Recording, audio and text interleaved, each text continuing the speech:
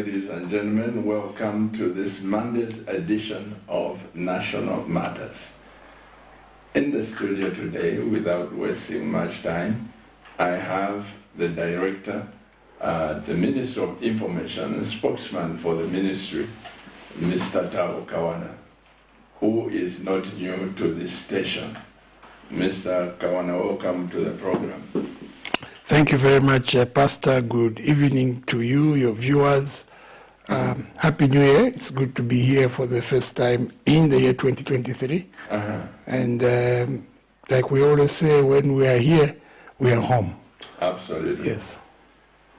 Mr. KAWANA, I know that some people haven't heard your story about the car when it went viral. It went viral, and I said to myself, what are we talking about? You mean in Zambia we have gone to the level where we are discussing cars. The whole nation will start, what happened on that car? And, you know, sorry to say this, but I went to some place, I won't mention. I admired this vehicle. I said, Madam, how much is this? Then they gave me a price in dollars, and it was quite up. So, and I said, so you also give to people like pastors, I can buy on hire purchase. I don't know, Pastor, mostly it's government people. Yes. If you work for the government, you can buy this. And I said, really? But story short, I discovered when she was calculating, Pastor, if you work for the government, there will be this discount. And the discount that on that vehicle alone came to $63,000. $63,000. And I said, why do you punish pastors then? Because I don't work for the government. There's no pastor because, you know, government workers will do this and Yes. yes. So when I heard the people discussing your car, I don't even know, I didn't see the picture. Is it a limousine you No, Pastor, it is, it's actually a utility vehicle. It's a, it's a van, a twin cab. You know, as civil servants, we are entitled to showroom vehicles at discount of duty free. Yeah. So when you are a civil servant, you can go to the public service finance institution. You can go and apply for a loan, and they will calculate your pay, and they'll tell you what category you fall into, and what sort of vehicle you can get within your pay. And you go and get that vehicle, and you get it duty-free. And even when you get the vehicle, it doesn't automatically mean that the vehicle goes straight into your name. It remains on the red book. That's what until you finish paying for it. Then it goes on the white book. Change it, yes, depending on the period that you have agreed. So one of the things that I saw people talking quite unknowingly, I don't want to use the word ignorant. One of the things I saw people talking quite unknowingly was that they were saying, no, but he has not been in civil service for 2 years. So how does he qualify for a loan? I am not a pensionable employee in government. I am on contract. So if my contract stays, I'm entitled to a car loan. So if I sign my contract at 10 a.m. in the morning, at 10:05 I can apply because I've signed now and it is in effect. So a lot of people missed that because no, he must have worked for 2 years, but I'm not a pensionable employee. I'm on contract. So as soon as my contract is signed, it kicks in. Conditions of my contract also kick in. There was an element, you know, when you go and procure such an asset, you go with your children, your wife, and you know, if you brothers, sisters. So when we got that asset, we took some pictures and we posted in our family groups. And you see, in our family group, there are also people who have other friends. And that is now how they started now distributing. Akuti muntu wamukuru wabutukuru walini nkonyo. You know what that means, pastor, is that when you have a big head, when they throw nkonyo, yes. So someone just says, Kawana, Agura Motoka, Isetisauka, Nai. So they just started throwing stones and throwing all manner of things. I looked at the outrage from the public. I said, I'll keep quiet. It was Christmas period. That happened on Christmas Eve. So on Christmas Day, I kept my phone off. I'll concentrate on family and Christmas. The following day, I switched on my phone. The stories continued to rage on. And that is why I wrote that, just to firstly inform the public that this is a loan, and I got it from here and bought the car from here. And people can go and verify. And that secondly, the pictures were leaked by some members of our own family. And since they have caused public uproar, it was only fair to apologize because it hurt the people. You know, we are coming from a regime where you had people that were basically cadres not working, but saying, oh, I've bought a house for my wife, I've bought a Land Cruiser, I've bought. So those were things that were hurting the people. So it looked like we are now taunting them and doing the same. So, and that was not the case. So it was only important that we render our apologies, explain what had happened, and apologize to the people. But again, it continued. They said, no, let the anti-corruption investigate him. And that is how I got that phone call from the journalists. Are you willing to be investigated? Now, me. Even anti-corruption was involved? Yes. Because I was also called by journalists, are you willing to be investigated? So I said, look, I got a loan. And if somebody wants to investigate, be my guest.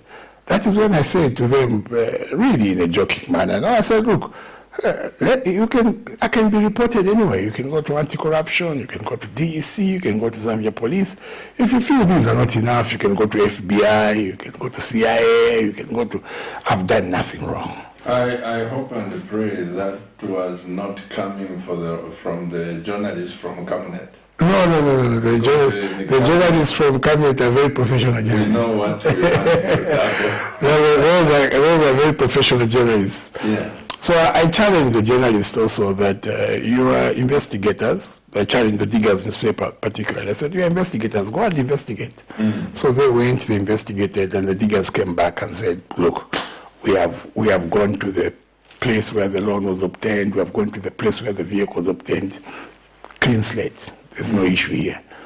Then some character went to report me at the Anti-Corruption Commission, and also went to Cabinet Office and said, I want a pay slip for Kawana. My goodness. Need to see how much is remaining here. The people are calculating how much my pay is, and you want Galimoto. And sure. Not your salary. I'm just thinking, well, look, Pastor, if I get a loan and you're cutting from me, it's my salary that you're cutting. I was almost tempted to ask him, well, but you see, you can't do that. You can't tell somebody that. So we keep quiet. So we've kept quiet. Anti-corruption did the investigation, and they also found that there was no issue. So the other Friday, they released a report to the public and said, we have investigated, there's no issue. And now the debate has changed. Yeah, if you investigate fast, and declared him fast. Yes, we are taking forever. And I saw Mr. Bowman say that. And I'm thinking to myself, remember Bowman?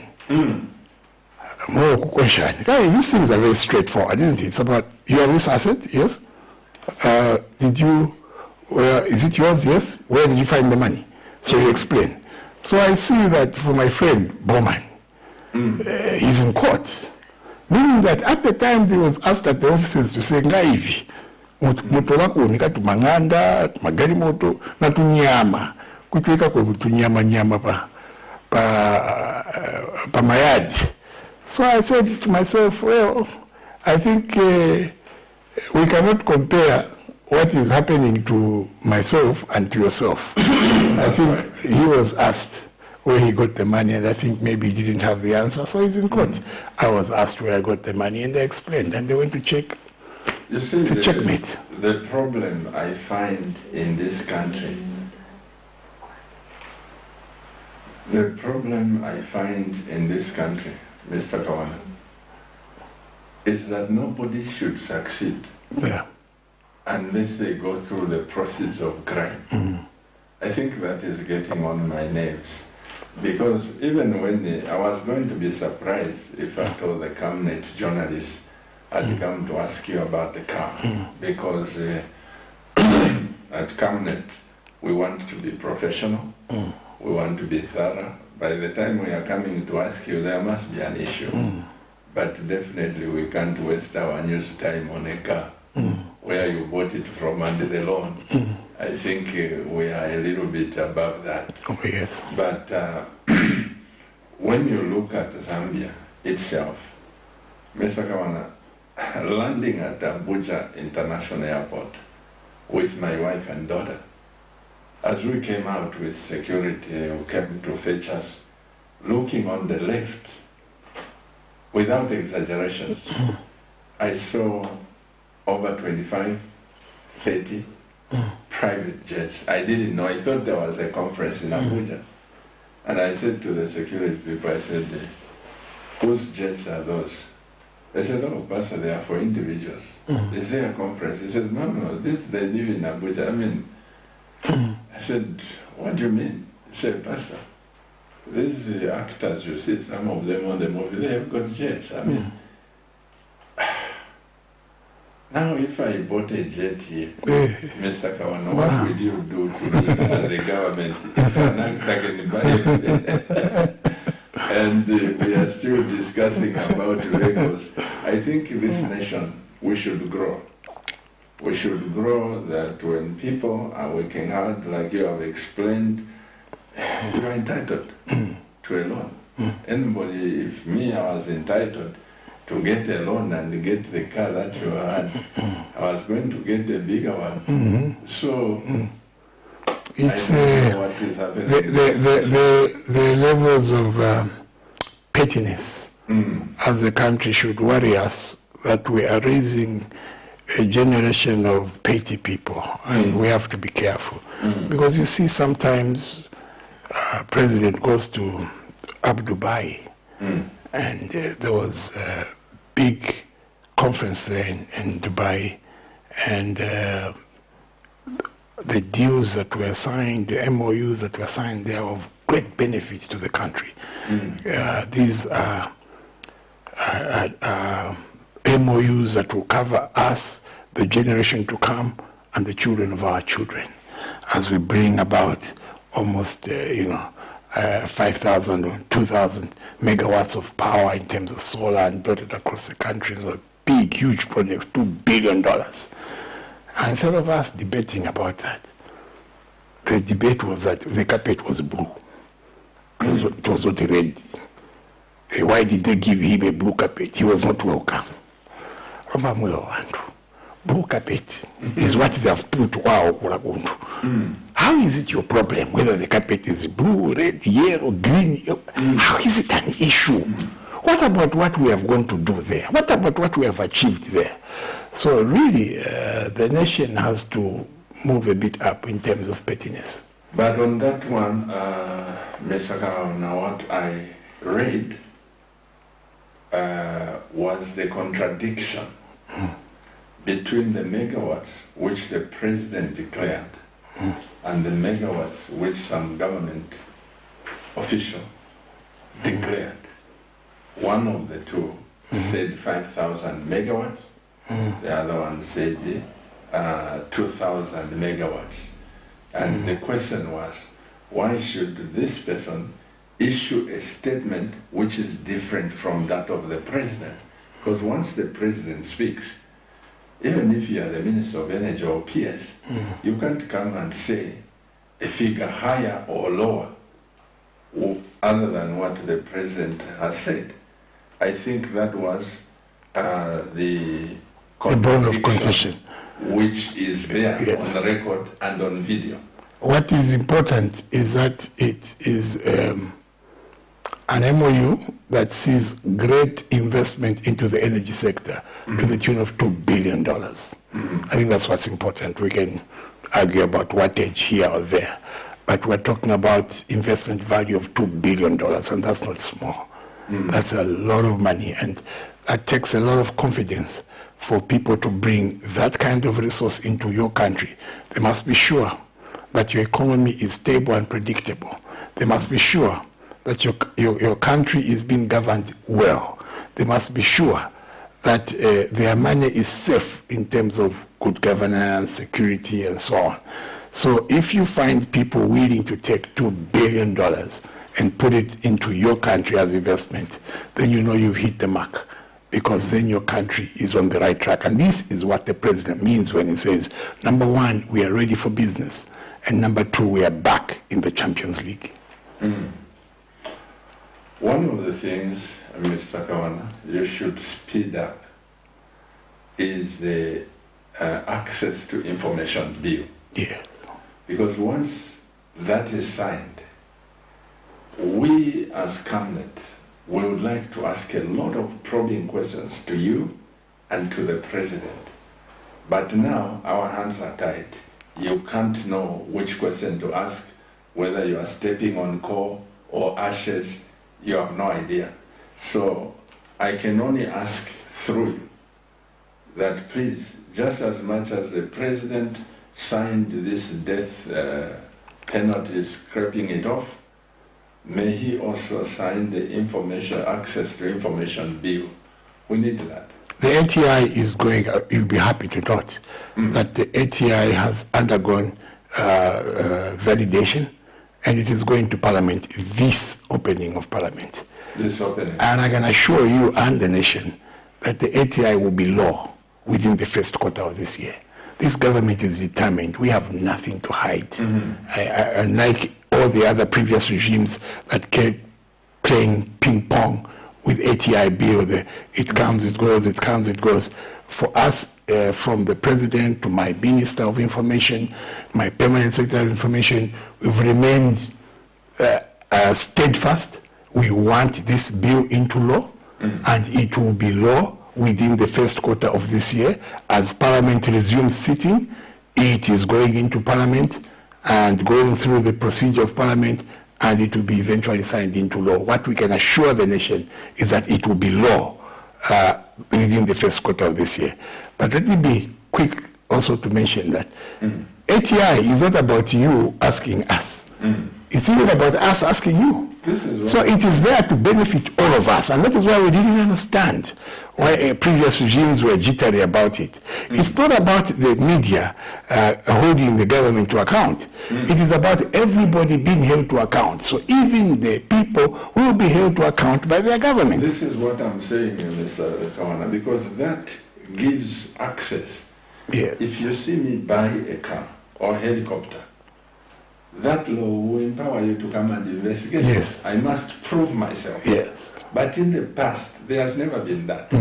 You just see people becoming rich. Yes. You just see people ascending to this position, Yes. that position, Yes. and you can't question on some of these things. So even us, you know, I know for sure, I know you know this, Yes. that most of the wealth that people think they have, it's drug money. I don't know whether you know about this. You know, what I personally know is that most of the people have wealth that they cannot explain. This is what So I'm a saying. time will come, I cannot tell whether it's from drugs or from this, but I just know that one time I see a gentleman playing golf, the next time, yeah, I go my helicopter. I wonder, I don't go for a helicopter. Where have you gotten the money? But you can't ask that. So the best is let's have a fair deal for everybody so that we have access to information, but also importantly to understand that this law is not there to be used or abused by scribes to try and hold the leaders accountable. It is there for everybody.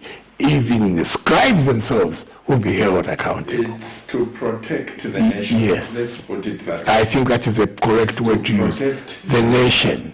And we as citizens of the nations, we are all covered by that law because none of us is above it. This is what I'm saying. Yes. No, I'm so glad if you say that it will be signed, you have my blessings. Thank you, Because, Pastor.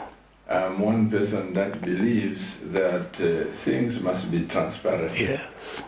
You talked about the president going to Abu Dhabi. One of the concerns is the many trips the president is making. Yes.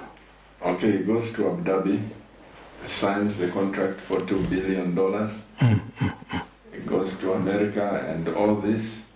That is one of the concerns. I bring this because I'm in the media, I'm not just in the pulpit. Yes. And what would you say to the president's trips, numerous trips?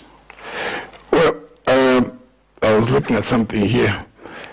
The president's trips, let me just, there was something I had just here which I was looking at, which is even best to explain. The president's trips have all been trips worth taking. First, you must understand and follow this president. Number one, he moves with a very lean delegation that leaves out including staff at State House. I think you've heard a lot of people say, oh, he moves with a lean delegation. Number two, if you followed the president very well, when he's done with the business, he will not spend an hour more. Even if his program is done at 16 hours, he's back on the plane, coming back home. No matter where he is, it can be the UN, it can be the US, it can be where. Immediately he is done with the business, he will not spend, to talk about a day will be talk too much. He will not spend an extra hour there. He will quickly come back home. So already we are looking at a situation where, firstly, he moves with the lean delegation. It's not where when the president is moving, everybody, including us directors, and you go there, you've seen here before trips taken by certain heads of state going to New York with cadres and musicians, going with musicians and going there to dance and all these things, and you see the people crowding at the airport even as they come back. There's chaos as they go. There's chaos where they've gone, because there are too many people there. There's even chaos back home. Even when they're coming back, the roads are littered with disobeying of the rules, buses full of cadres and shouting and wrecking the roads and going to the airport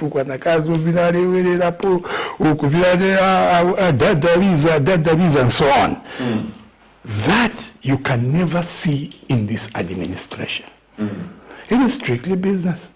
So every time the president goes, he goes to bring back something to the benefit of the nation.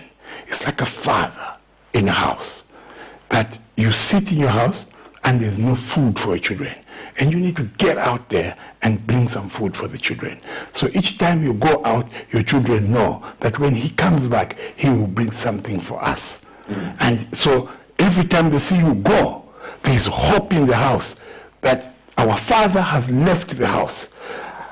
As sure as we can be, when he comes back, he's bringing food for the household. That's how we as Zambians ought to feel about our president's movements. That every time we see President Hakainde Hichilema jump on the plane, we as Zambians must know that there he goes. When he's back, ready again. Why? Because he has proved beyond reasonable doubt that his trips are beneficial. I'm just going through a list of trips here. For example, in 2021, he went to the USA. He came back with 30 billion US dollars from the USAID. He had 2 million vaccines were procured or secured for us. Remember, it was during the COVID era, and there was a problem with vaccines. When he went out there, he came back, 2 billion vaccines were secured for us. A Million Challenge Compact Grant Award of over $300 million. This is a grant I'm talking about. It's not a loan. It's a grant given unto us. Why? Because our president was able to go out there. Our president was able to be looked at and listened to, and came back with, $300 million. Within 2021, he went to the UK. We had £1 billion growth impact for renewable energy and sustainability. So this is showing you that we are futuristic even as we do these things.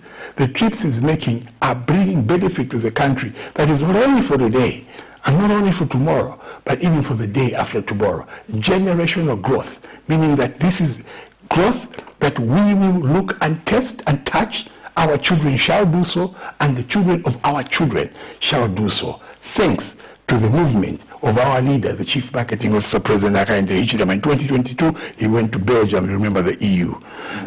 There he had increased support to Zambian Treasury of 300 million euros.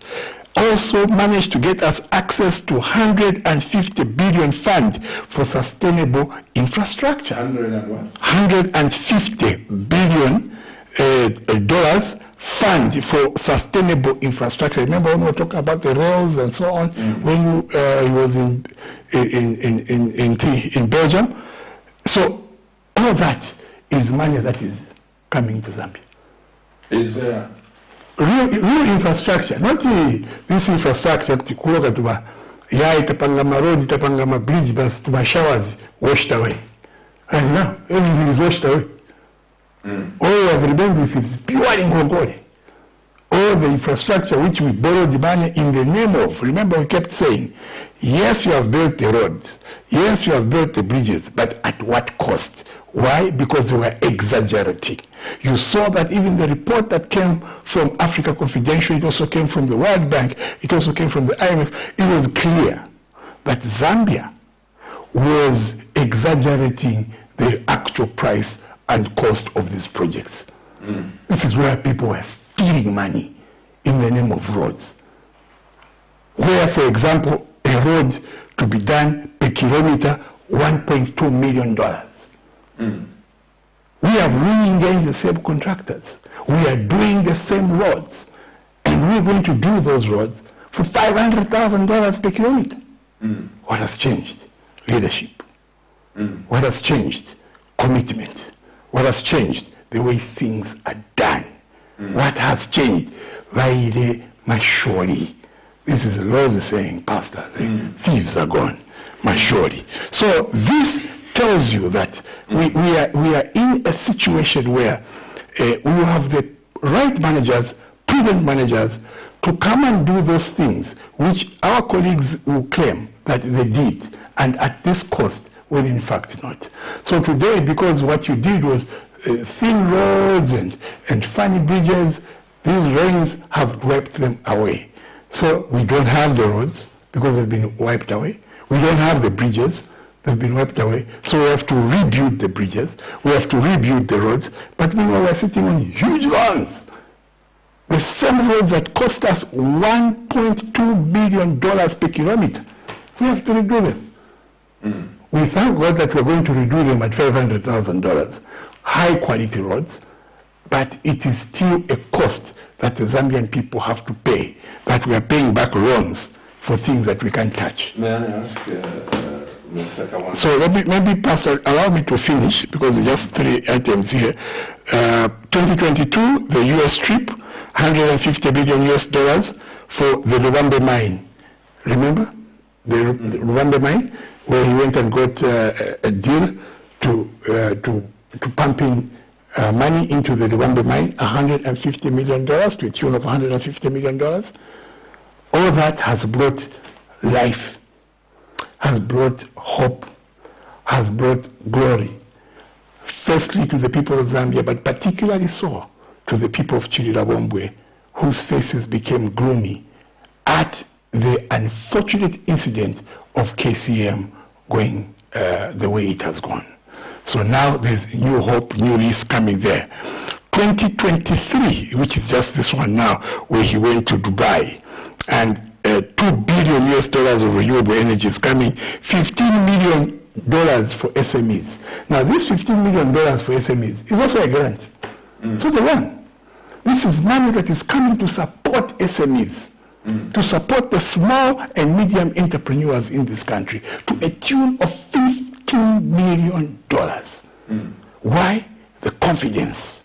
The world is jostling to help this country, because this country has become a beacon of hope the beacon of peace, the beacon of good governance, the beacon of the rule of law, the beacon of democracy. So now you have got people from outside coming into the country and bringing these kind of resources. $15 million to be given for free to help our entrepreneurs here is no small money at all, Pastor. Tonight, the president will be leaving, going to Senegal. He's leaving tonight? He's leaving tonight. It's an agriculture seminar summit in Senegal. One of the things the world realized is that with the war in Ukraine, just that Ukraine destabilization, the world has lost 40% of wheat. 40% of wheat gone. So that has caused the prices of wheat products, including bread, to go extremely high, especially in Europe and the Americans.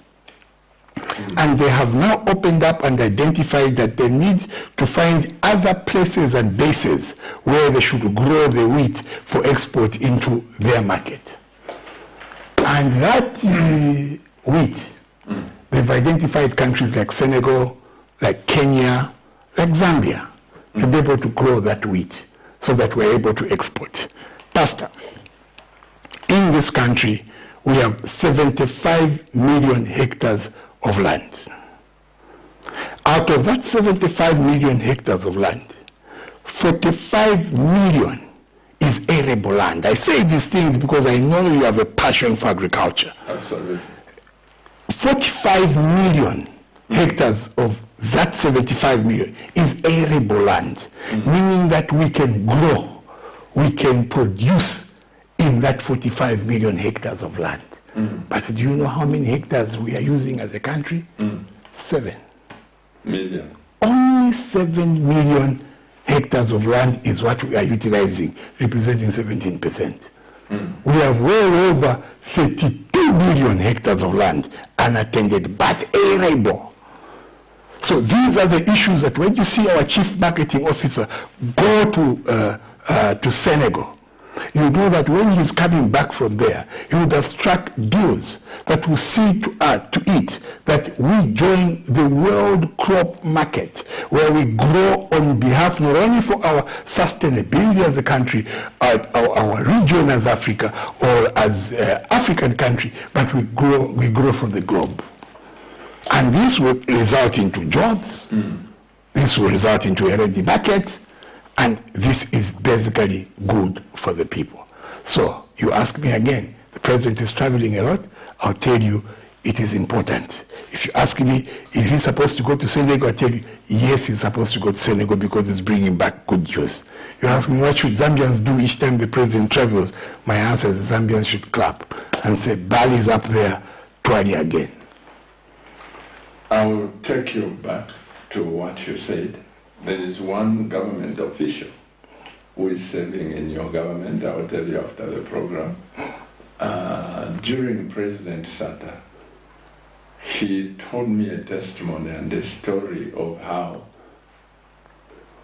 a certain group was traveling and the vice president, and when they got to London, the list was already there.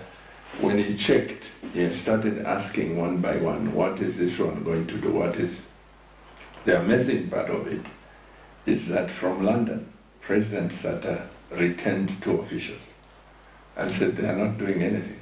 Whoever is going there must have a role to play. A role to play. When you talk about accountability, when I heard that testimony, that you are also saying that the president travels lean. Yes. I want to thank you and congratulate you, because I've heard testimonies to that effect. But that said, you mentioned about the government of thieves, which is going Masholi. Masholi. I wanted to ask, you remember I asked you this again? Yes. I asked you before. Yes. In this government, Akuna Masholi. Are there no Masholi? Tell me. My answer remains the same, Pastor. I wakula ni mashori, amo basupe. Meaning he knows that if there are any thieves, point them. Right now, the current thief in this government is myself, isn't it? No, you've been clear. You see? That is so what I'm basically saying is that if there are any thieves in this government, we remain open and people are free to report such to the relevant authorities, and action will be taken without any iota of hesitation. You do recall that shortly after we came into office, there was an element of a deputy permanent secretary in Western Province that signed off 2 million kwacha, and they just sort of embezzled that money. Did he last 3 weeks in office? Fired. So for us, there is no time to play around with public resources. Public resources will be respected. And if there are thieves in our regime, they will be found out and they will be dealt with. But now we encourage you, we encourage the people. If you see that there are any characters in our government exhibiting signs of being thieves or you know, mashori per se, yeah, report them. And report the activities. They will be investigated. And if found wanting, they will be dealt with in accordance with the law. Let me put it this way, in another way. Yes. It is easier to investigate THABO KAWANA because the case is straightforward. Even somebody who has not been to a journalism school, they can investigate, oh, did he get a loan? Yes. Did he? And you come and sit down. But I'm talking about the same way you could not tell how did that person get the money, how did that person get the money. I am saying, are there no people that few months, few years from now, when they leave power, are there no people that will be prosecuted? Because one of the tendencies, this is from, let me not include our father, Dr. Kaunda. He was very strict on that, and many so rest in peace. He would fire people in press conferences. Yes. Hearsays, he would fire people. And not necessarily hearsay. When there's hearsay, he'll get his OP, he'll get CTET to investigate. And they'll tell him, this is actually true. You're gone. I sat with a man who was fired because they fabricated something against President Kaunda head, and he was fired. He apologized later when he knew the money he was dealing with. So I'm speaking from knowledge. Experience. Yeah, so I'm talking about this current government. Because, you know, I know for sure Jesus gave a parable of the two people praying in church. One of them saying, Lord, I'm a sinner. I've sinned against you. And beating his chest. Another one saying, Lord, me, I am not like that one. Yes. Jesus said, which one of the two received mercy? The one that says, confessed sin. Lord, I'm a sinner, I've sinned, or the one who says, investigate anywhere. Me, I'm not like him. That one. Which one received the message? It is definitely the one that said, me, I am a sinner. Absolutely. So, it's just a word of advice to you, Mr. Kawana. You know, I have lived long enough, and I've worked with you people in power for a long time. Sometimes, you may find that the same person you are protecting, I'm not talking about the president. I'm talking about the government. The government. You are protecting this one. You may not know the deals is involved in. But most of these things, they only come out after. When they are fired or there is change of government.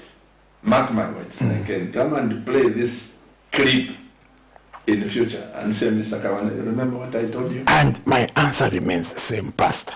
Maybe I should ask you a question. Do you know anybody in government who you feel is the, because I don't know. And like you have correctly said, that the things they do, they may not be seen now.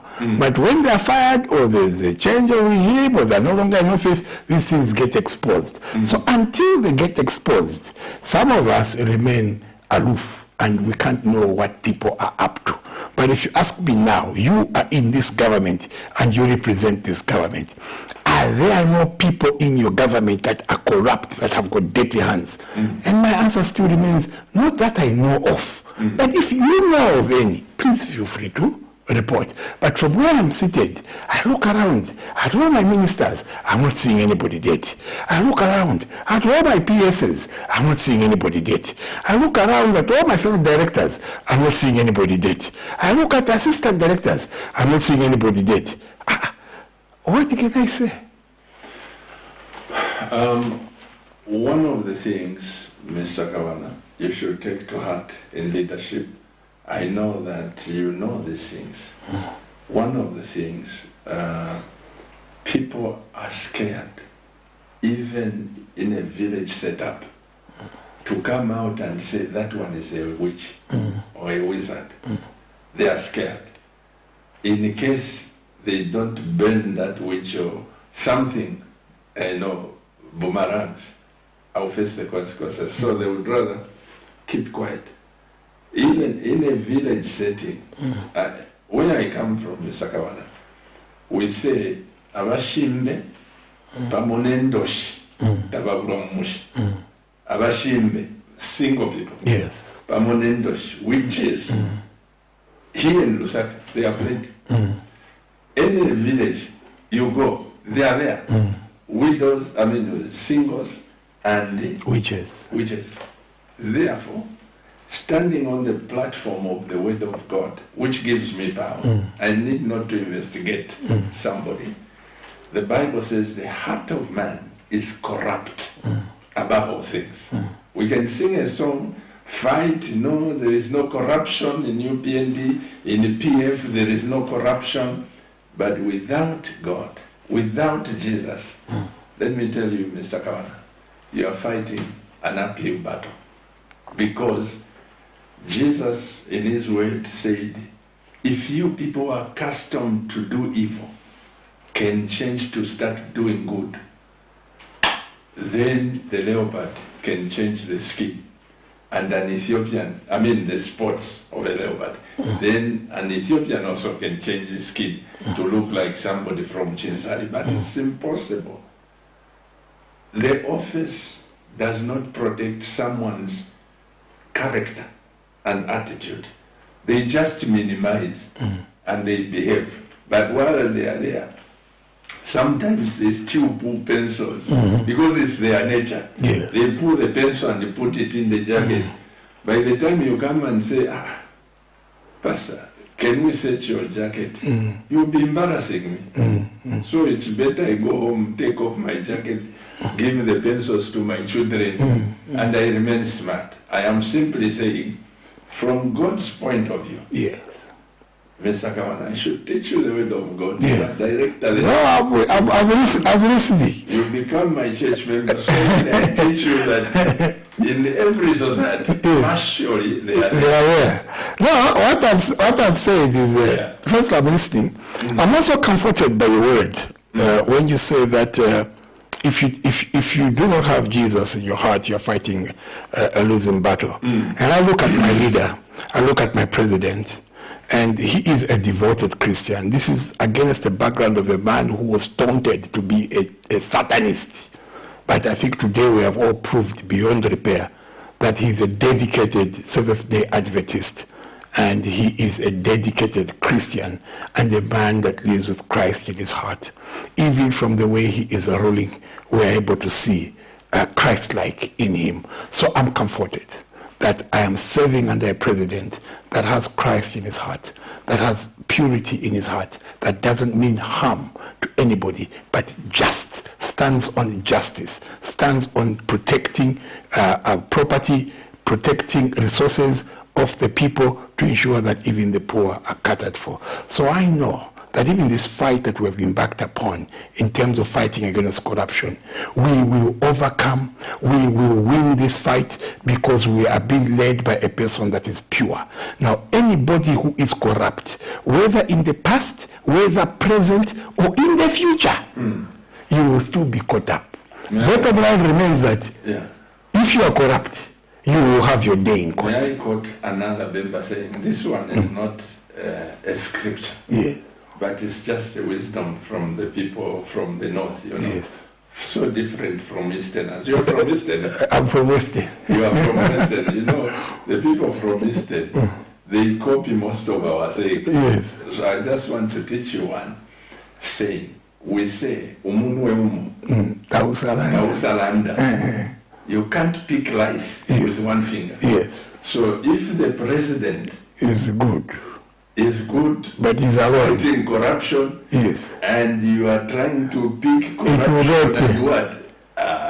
KAWANA. No, but what comforts me is that I have a president who is a devoted Christian. Then I have a vice president who is a pastor like you, devoted Christian. Then I have heads of these law enforcement agencies. These are tested men and women of justice. Pastor, we are in safe hands. Okay. The country is in safe hands. Let me jump off from those issues of integrity. Yes. Let's go to what concerns me. Yes, please. Mr. KAWANA, since I moved from John Howard, yes, where I used to live with my mother without electricity, this is the first day. I've gone for 2 days without power in our house, right here and in Ibex Hill. Yes. I've reported to ZESCO. The complaint number is still caught 257-234. That's my complaint number. We have reported over 7 times, 20 times from yesterday. There is no power. And they say, no, there is something wrong. We are fixing it.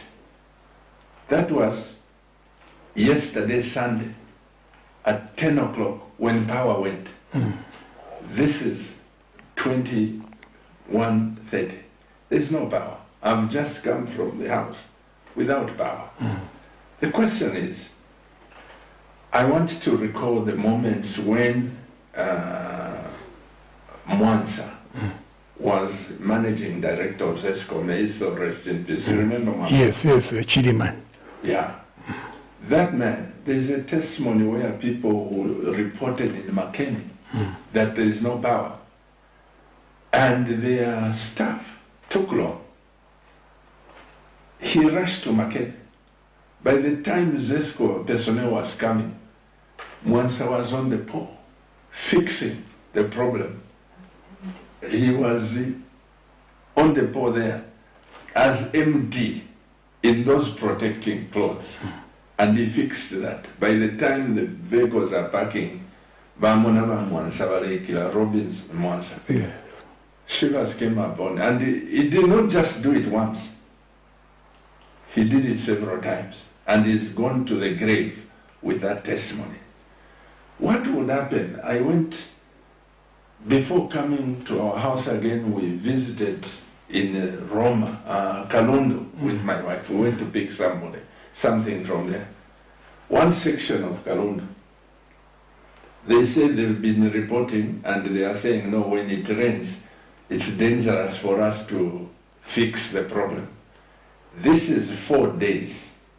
They have no power in Kalundu there. Now, would you tell me what is happening with electricity in Zambia?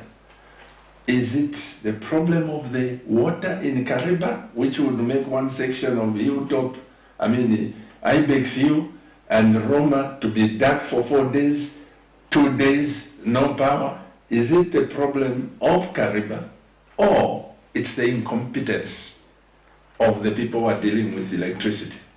Well, Pastor, I think you have clearly stated and demonstrated that that is a fault you're talking about. Because load management or load shedding, if you like, is structured.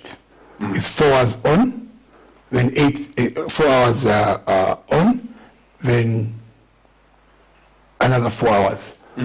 Or 4 hours off, then 8 hours on, then, so at the end of the day, everybody gets 16 hours of power and 8 hours of no power.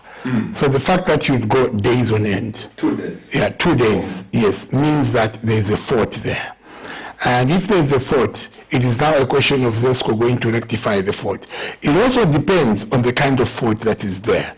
Because even if you switch off live wires to attend to a fault, but if the weather is as it has been the last 2 days, where throughout the day it is raining, I think also it is a hazard to them. But I can't make that excuse for them. I need to call ZESCO people because this is a section where, Mr. Kawana, the whole IBEX you, we were in darkness yesterday for a long time. Part of it was restored. Yes. At 01, I woke up to call ZESCO.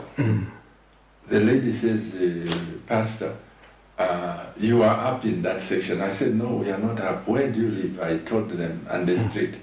They said, oh, our supervisor is monitoring that. Before 7 o'clock, you have power. That was 01 when I reported today. Yeah. And she says, before 7 o'clock, you have power. This is another day. I am from the house. Yes. There is no power.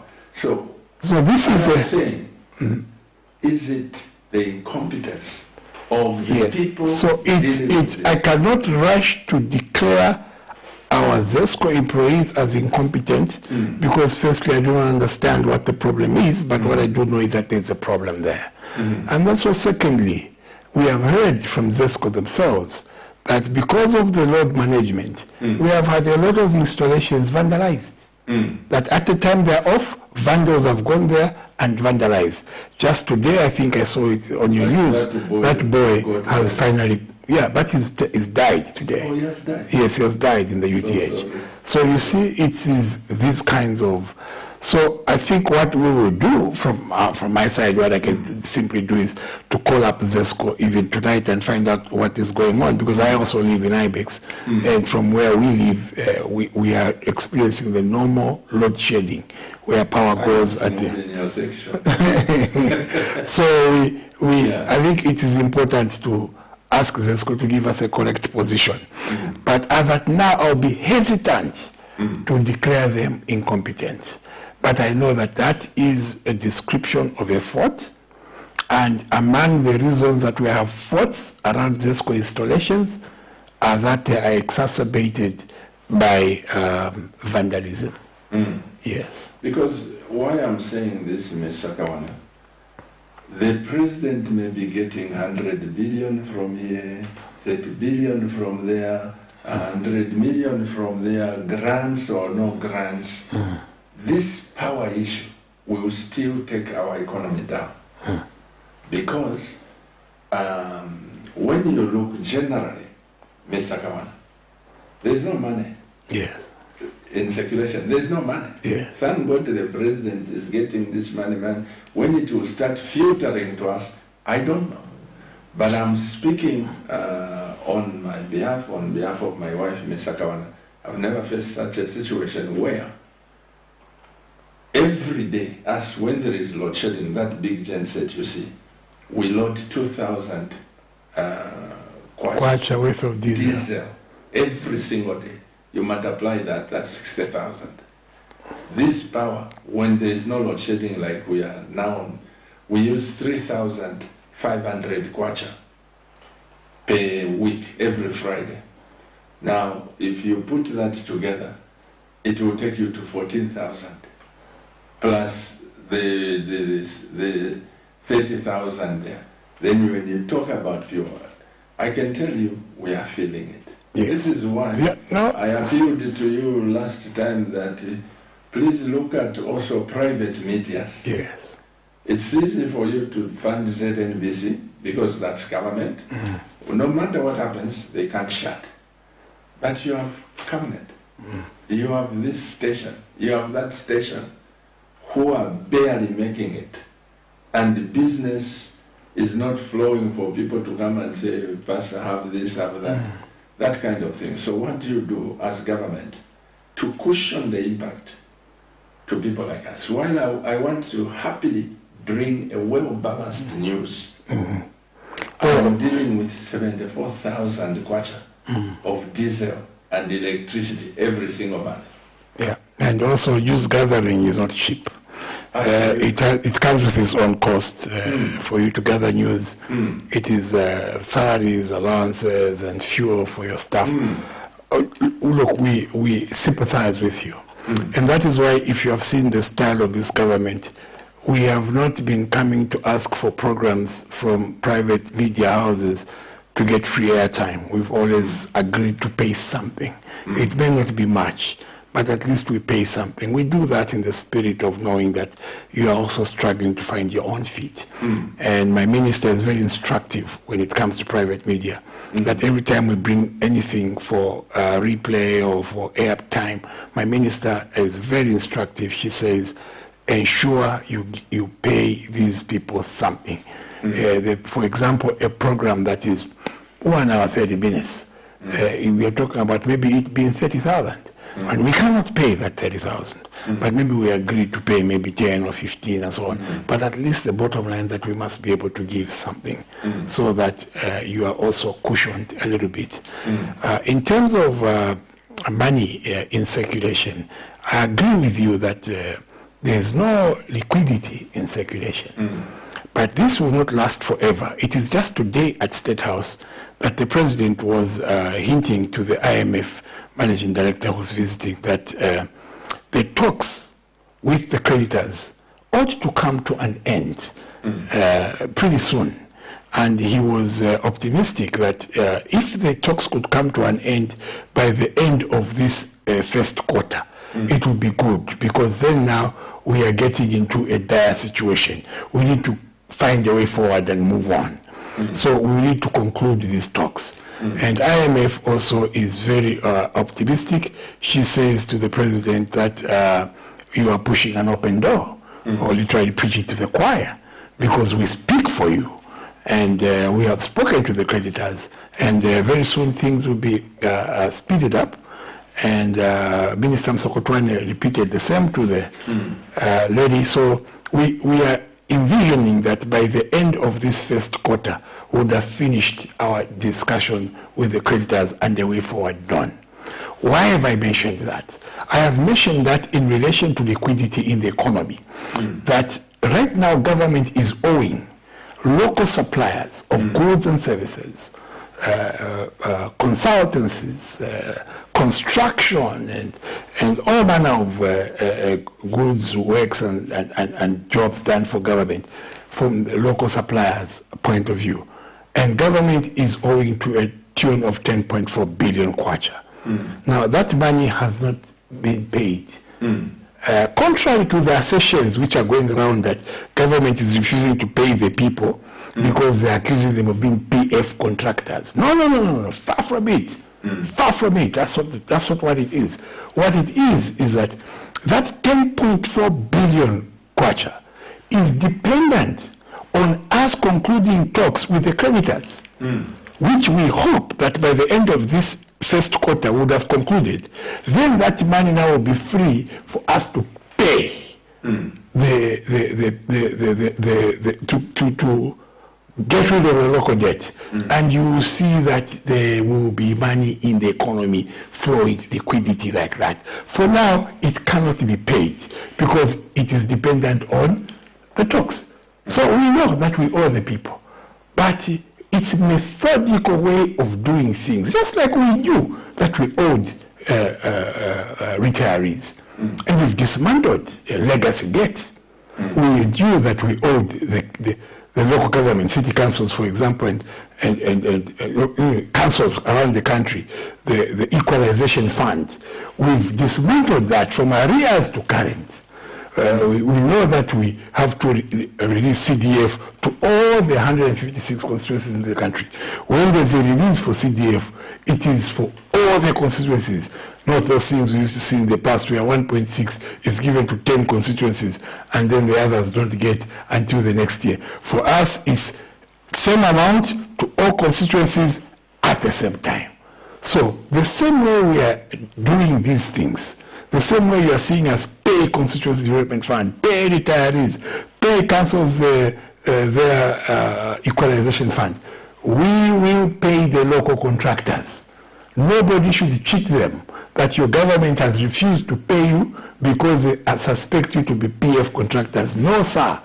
You have not been refused to be paid. You will be paid as soon as we are concluding with these talks. And these talks seemingly will be concluded by the end of this first quarter. Now, I am talking about something here, Mr. Kawana. Before the conclusion of the talks, yeah, I need this.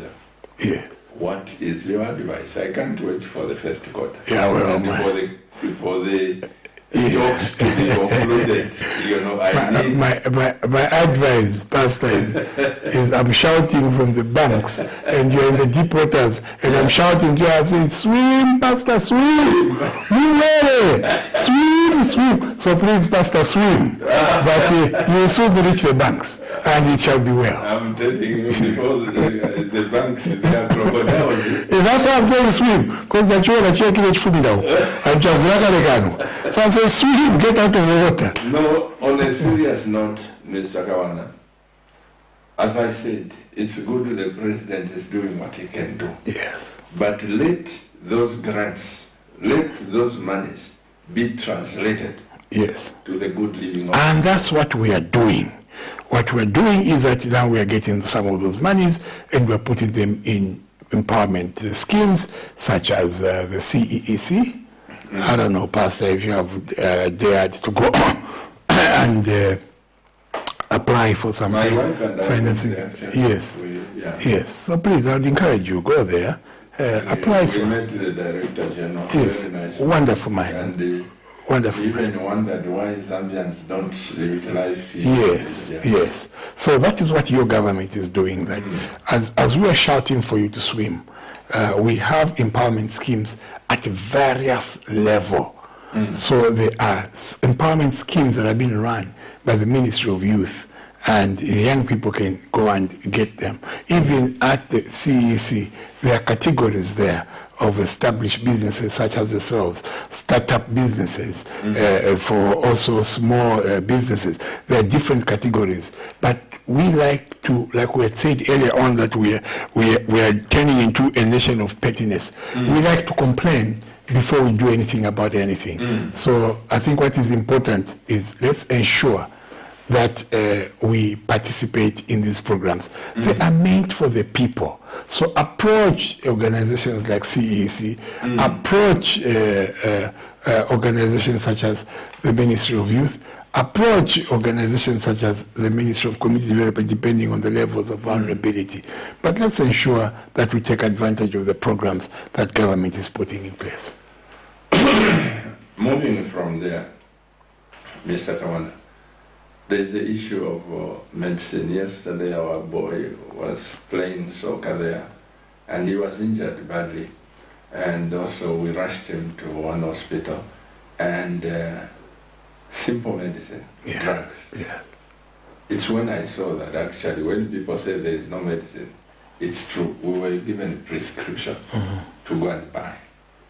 And these things, you in the government, you may not see them, because always, again, today I'm quoting scripture and I'm quoting the sayings from my parents. In Bemba, there is a saying, at Chifulo, Chifimba Pamens, position makes people blind. Yes. When you are in power, you may not see certain things until when you have left power. That's when you say, oh, this is what they were talking about. But I'm saying that medicine in hospitals, please pay attention to it. When I sit here, you know how frank I am, Mr. Yes, yes. I never speak to please anybody. As a pastor, I'll tell you, because we are your eyes. Yes. If my wife was allowing everything that comes here, every clip and the insults, Cabinet will lose its credibility. But there are certain things, people come with documentation, there is evidence to this, I say take it to some other media houses. Here, we are not meant to break people. We want to build. So when I hear certain things and there's evidence somewhere, and I've experienced it, I'll bring it to you in a spirit of love.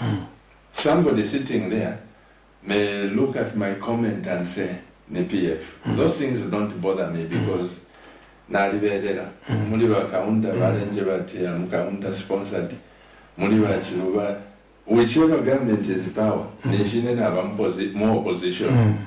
Are you not the one, Mr. Kawana, when you were in the opposition? Was there any TV station that gave you coverage like this one? It's cabinet. We gave you 45 programs live, unedited. Now that you are in power, you have no idea how many people call me that I'm PF. When they could not even give you coverage, my wife allowed ignorantly so that you, Mr. Kawana, we said, as we are pastors, we can't say this party, let's remain on justice. Yeah. You know? Yeah. No, I hear you, Pastor, and I must apologize to the nation that we're still grappling with the issue of availability of drugs in health centers. But it is very soon going to be a thing of the past. I think through ZAMSA we have heard that they expect, they've already procured most of the medicines, and by the end of this first quarter, more medicines, most of them will be in the country, and some of them are actually inbound. Also, we saw that just last week, we had a delegation that went to Egypt, ZAMSA, Ministry of Health, and so on, to also go and look at the possibility there of procuring medication from Egypt, from government to government, to come through here. And now we have enough. We have enough to say. I think we've struck a deal also with Egypt, so we will be able to safely say that by the end of this first quarter, medicines will be in adequate supply in health centers throughout the country. I just wanted to ask you quickly, how much did you spend on your boy in terms of the medication that was prescribed for your player? My wife just gave the money, and our club money took him. And this yesterday she released the money and said, please go and attend to him. We are still getting I asked so because I was almost going to suggest to you, Pastor, that your government has not just sat back and said, let the people collect prescriptions and go find their own money and buy the medicines. That is why we have put in place programs such as NEMA to ensure that NEMA procures medication on behalf of the citizens. And you have to prescribe to be a member of NEMA. And most of them, the prescription fee is about 50 kwacha.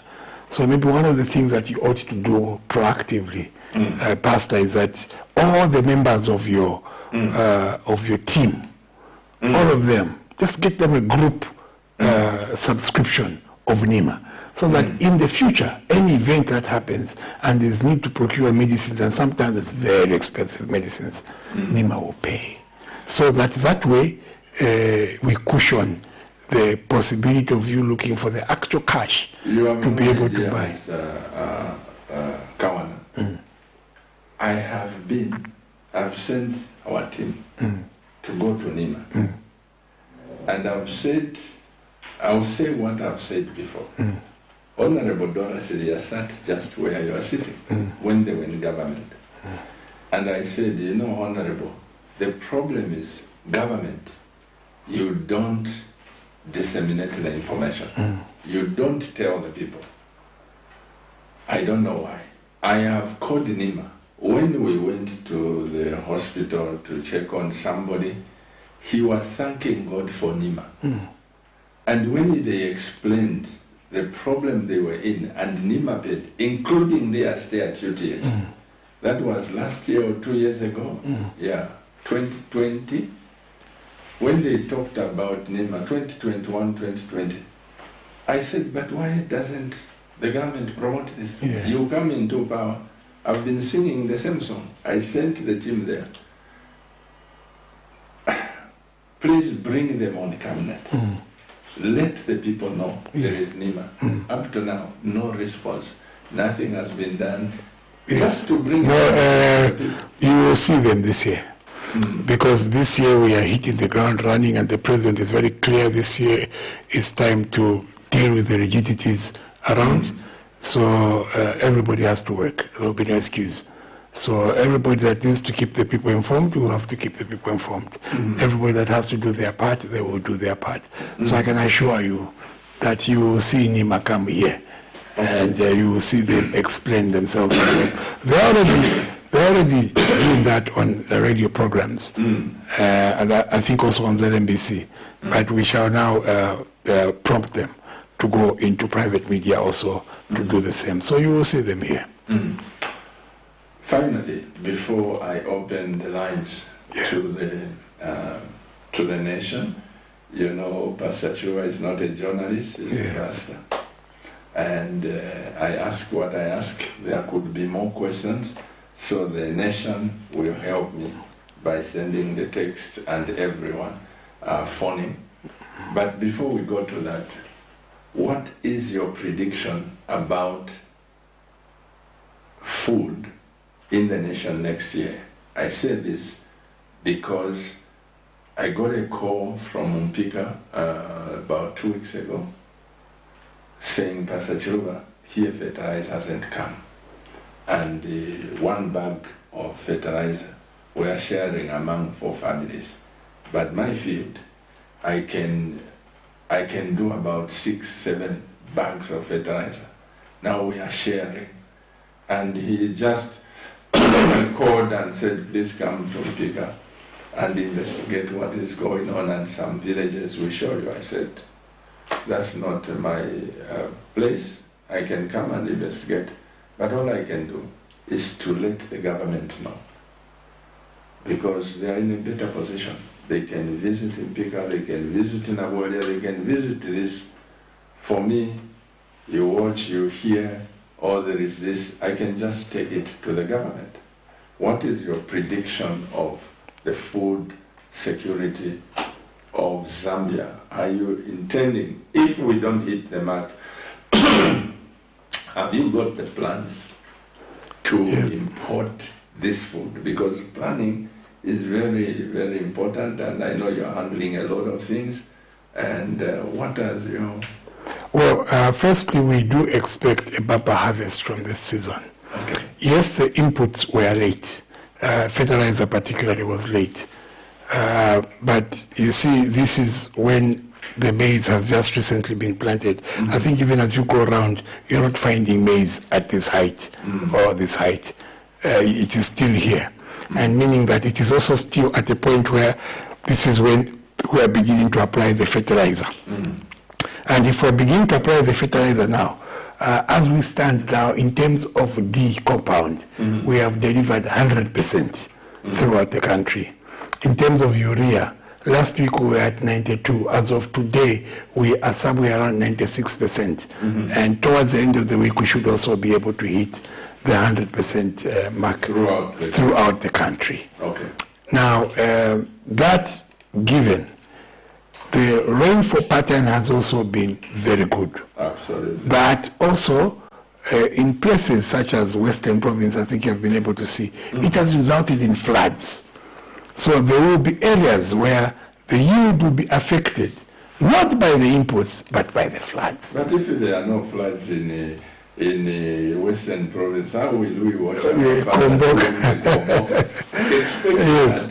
So there are areas which are receiving more than enough rainfall, and we pray that it normalizes and also it continues to rain the way it has been raining. We expect a bumper harvest. We picked up lessons from what had happened last year in as far as the Farmer Input Support Program is concerned. And this year it will not be tolerated, it will not be condoned. So end of February should be able to see the adverts. By June, we should have finished dealing with fertilizer throughout the country. So by end of February, you will see the adverts coming out. We'll select the people to participate. We'll bring in the fertilizer. Our target is that by June, we are done with fertilizer. Just waiting for the rains. I hope you are not going to leave me. I've got a small counter.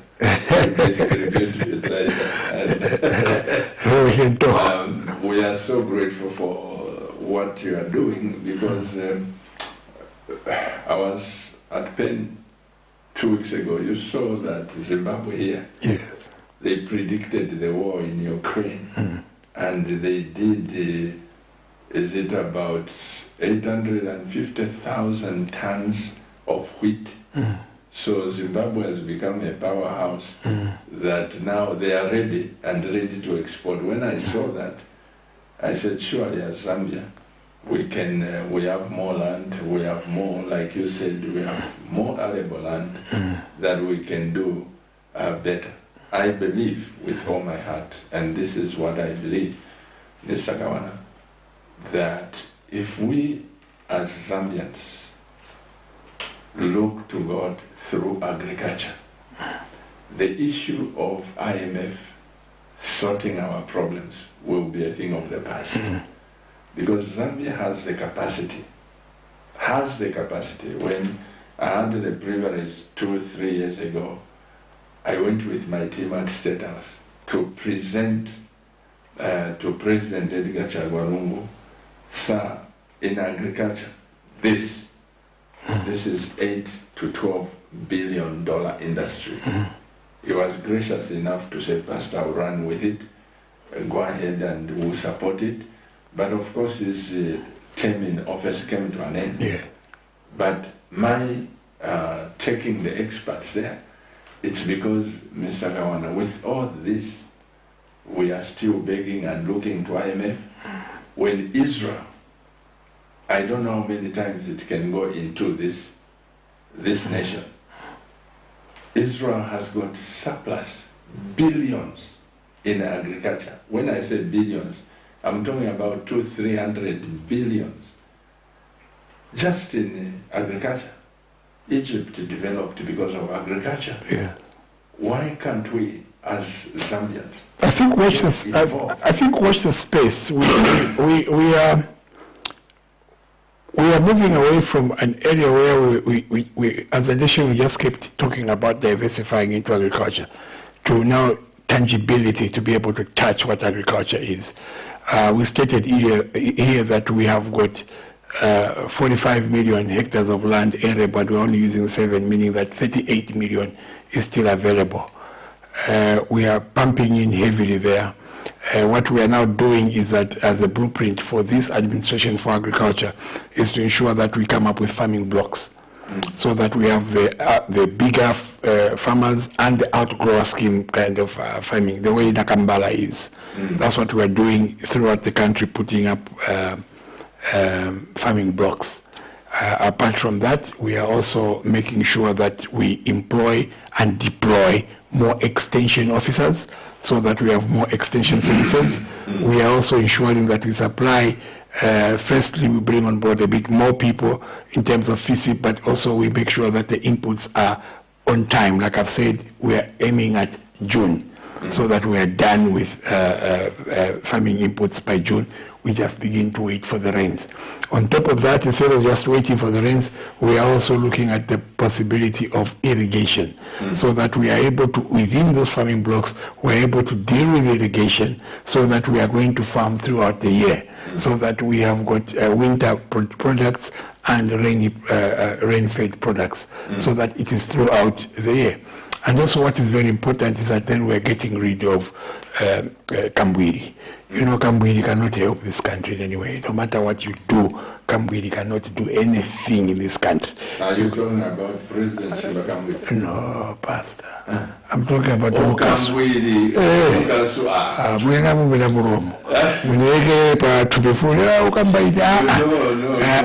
I'm talking Akalukasu. This is why yes. No, you've done well to be clear. So we're getting rid of funny tools like Uru. Yes. We are going to ensure that our small-scale farmers are given basic mechanization, plows, planters, and so on, to be able to increase on their yields, to be able to increase on their limas and so on. So we are looking at agriculture more seriously. What we have in agriculture is a comprehensive product that ensures that it deals with expansion, it deals with production, it deals with the technical know-how, it also deals with all year round production of farming goods. Thank you so much. Before we open once again, Mr. Kawana, I want to appeal to you. Please tell the ministers, cabinet ministers, to be coming to Cabinet Station. Yes. I've called some of the people, I've told you before. Yes. And they've got their own reasons. Me, I like getting it from the horse's mouth.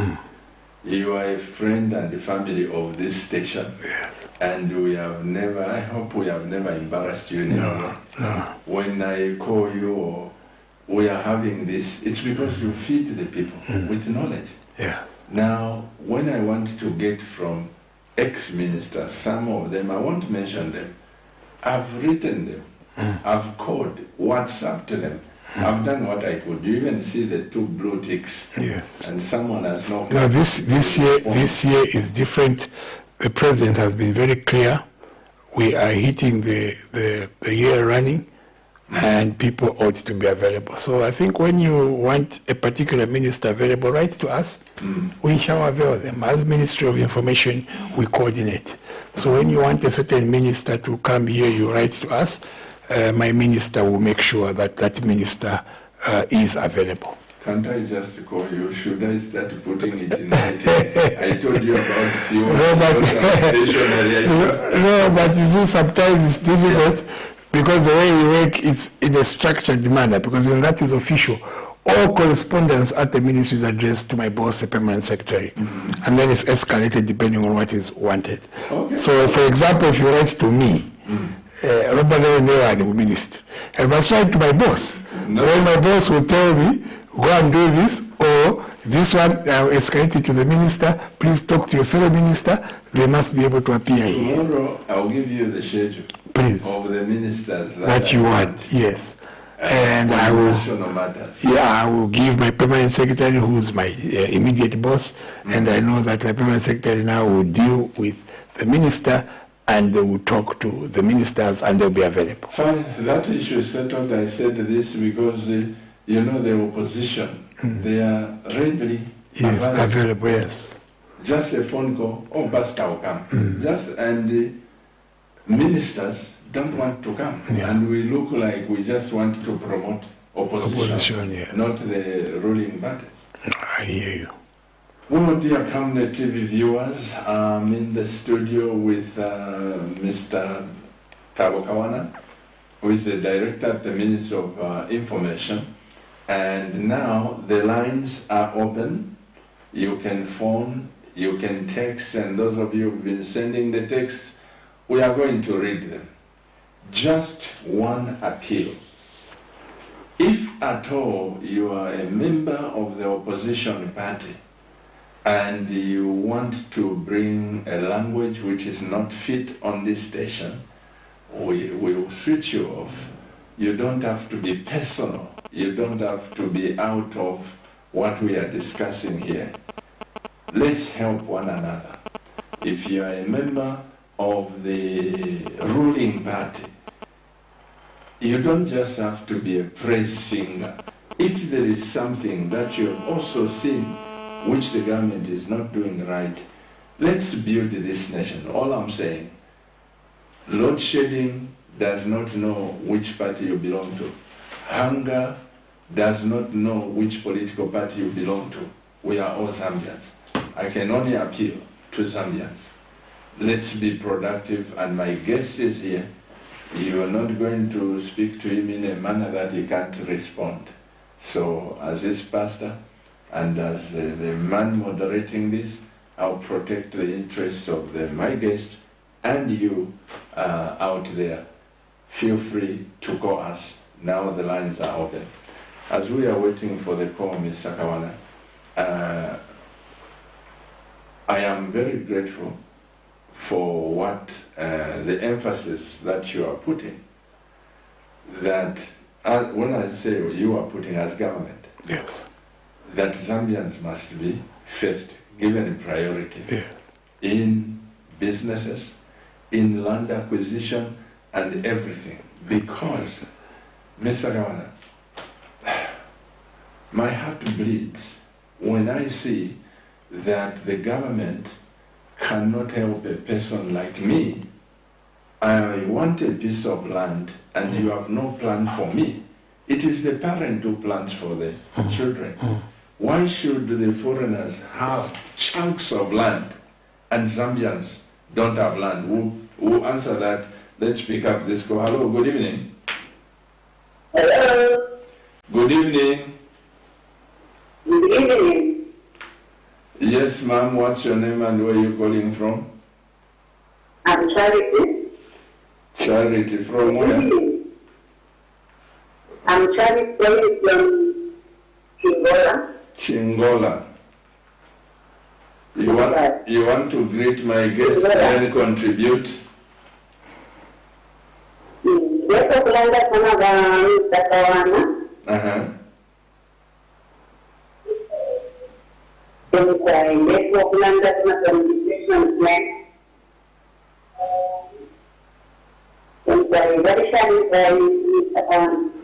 We know I share no Charity, Mayo.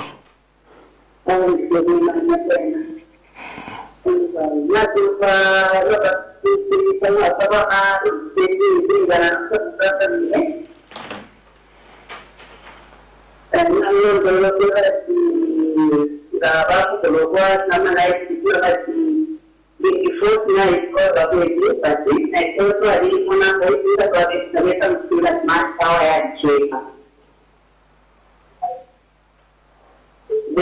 she just a bit of that work. I don't know.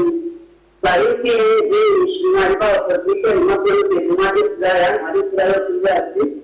I feel this color being known and all that, but whatever goes to that, in the brighter and the public will stand up to like a few hundred and not me and the police that so the issue really go to the Atayana, open the plans that you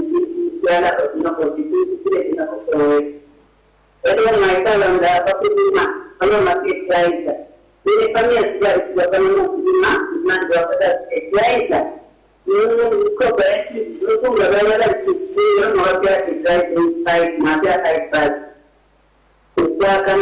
and the Madia side, which was not a budget no matter the data. Itu wali kata itu jangan wanita itu ada pembelajaran. Dia pun jauh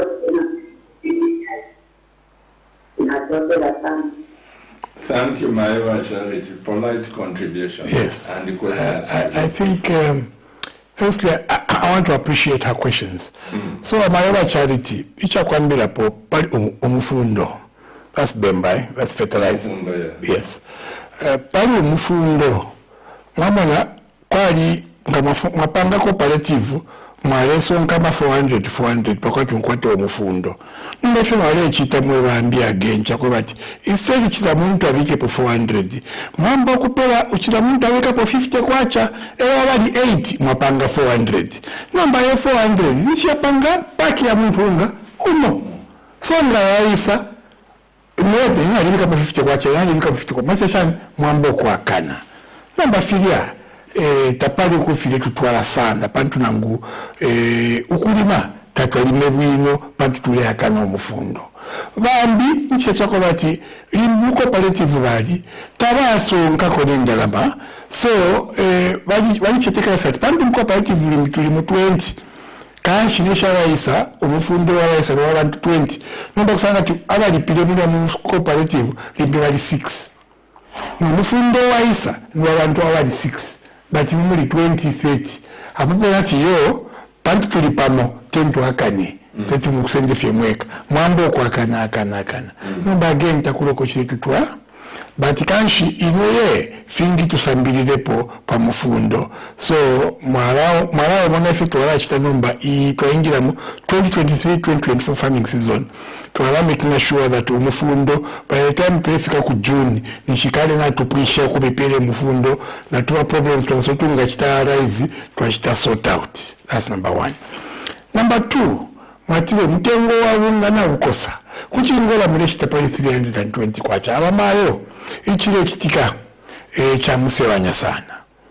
Pantu unga huu, nalaisha kulanda muchisungu, then nalasupa wila nombo muchibemba, if that is okay, Pastor. Yeah. So what has happened, Pastor, is that when FRA closed the buying season, the FRA was selling 4,000 kwacha per metric ton of maize. And when they closed, it created a speculation that there is no more maize in the country. So what did the traders do? The traders quickly escalated the price from 4,000 kwacha per metric ton to 6,000 kwacha per metric ton. Now, the millers, the way they are in categories. Those that are along the line of rail, like the millers in Lusaka and the Copper Belt, they have got bigger storage capacity. But these ones in the outskirts, in Mongu, in whatever, they've got smaller capacity. So meaning that even when they buy maize, they can't buy in bulk. They'll buy according to the capacity of their storage. So when they bought that capacity at 4,000 from FRA, it finished. Now they needed to come back and FRA had closed. So they had to buy from the traders. What did the traders do? They sold it to them at 6,000 kwacha per metric ton. Now for them to break even, what did they do? They also hiked the price of meal. So after now, as government having studied the situation to see that what has caused this, the sudden spike in the price of meal, it was realized that, oh, it is actually the maize. So what did government do? It now allowed FRA to sell maize at the same price of 4,000, but only to millers, no traders. Only to millers. So millers began to buy, and they've bought and they're buying from FRA at 4,000 kwacha to be able to maintain the price. That is why you see that the price in terms of established shops like ShopRite and other chain stores is up to 175 maximum. Otherwise, it's trending between 168 and 175. But what we had then realized is that for far-flung areas such as Shangombo and Muhandi and so on, there is no ShopRite there. So what is it that the traders do? They take the maize there, they take the milieu there, and say this milieu is 320 kwacha. Purely exploiting our people out of greed. The same bag they bought at 160 kwacha and went and sold it at 320 kwacha. So has government sat akimbo? No, sir. What we have done now is that, okay, can we now release more maize to one, the local millers in Western Province and Eastern Province and so on. The local millers, we have released maize, but remember, issue of capacity. So, on top of that now, we have added FRA to sell maize directly to the people in the community at 200 kwacha for a 50 kg bag of maize. So that they're able to buy that and they go and take it to the grinding mill or kuchigayo. So that is a way of averting the people from being exploited. So we have done basically three things. We have made the maize available to the local millers. We have ensured that we also help the big millers here to ensure that through the Millers Association of Zambia, they are able to be helped so that they distribute their products beyond their market. So meaning that the local millers in Kabwe that may not be able to meet the demand will be helped by the millers from Lusaka to meet the demand. So do you see the price of meal Yes, coming down? I am seeing the price of mini meal normalizing by next week. Okay. Yes, sir. Let's pick up this call. Hello, good evening. Hello, Mwabombe. Mwabombe Mpomkwai. Batata. Mkwai, ni mwewa anishi. Ayala tawoka wanishi. Chibwelo simfukwe kumufulira. Ni mwewa ni? Simfukwe kumufulira. Ba simfukwe? Mkwai. Kumufulira? Mkwai. Iba tawoka wanawalina ndata ya cheta ya wale chitakuwa sauti. Na wa president ya kisumi matukwadi ya makosa ama cancellation. Kila mwenzi ya nokishele tuadekea 50 kwa chao. But akichana game hapo bali tancho ama kontra. Tetanga inatoa nino tuandiki kila mwenzi moja kama 50 kwa chao. Ndio itakuwa sawa. Nomba imewa simfukwe mwalipoke fertilizer mwale chete. Kani ndio kwa sababu sasa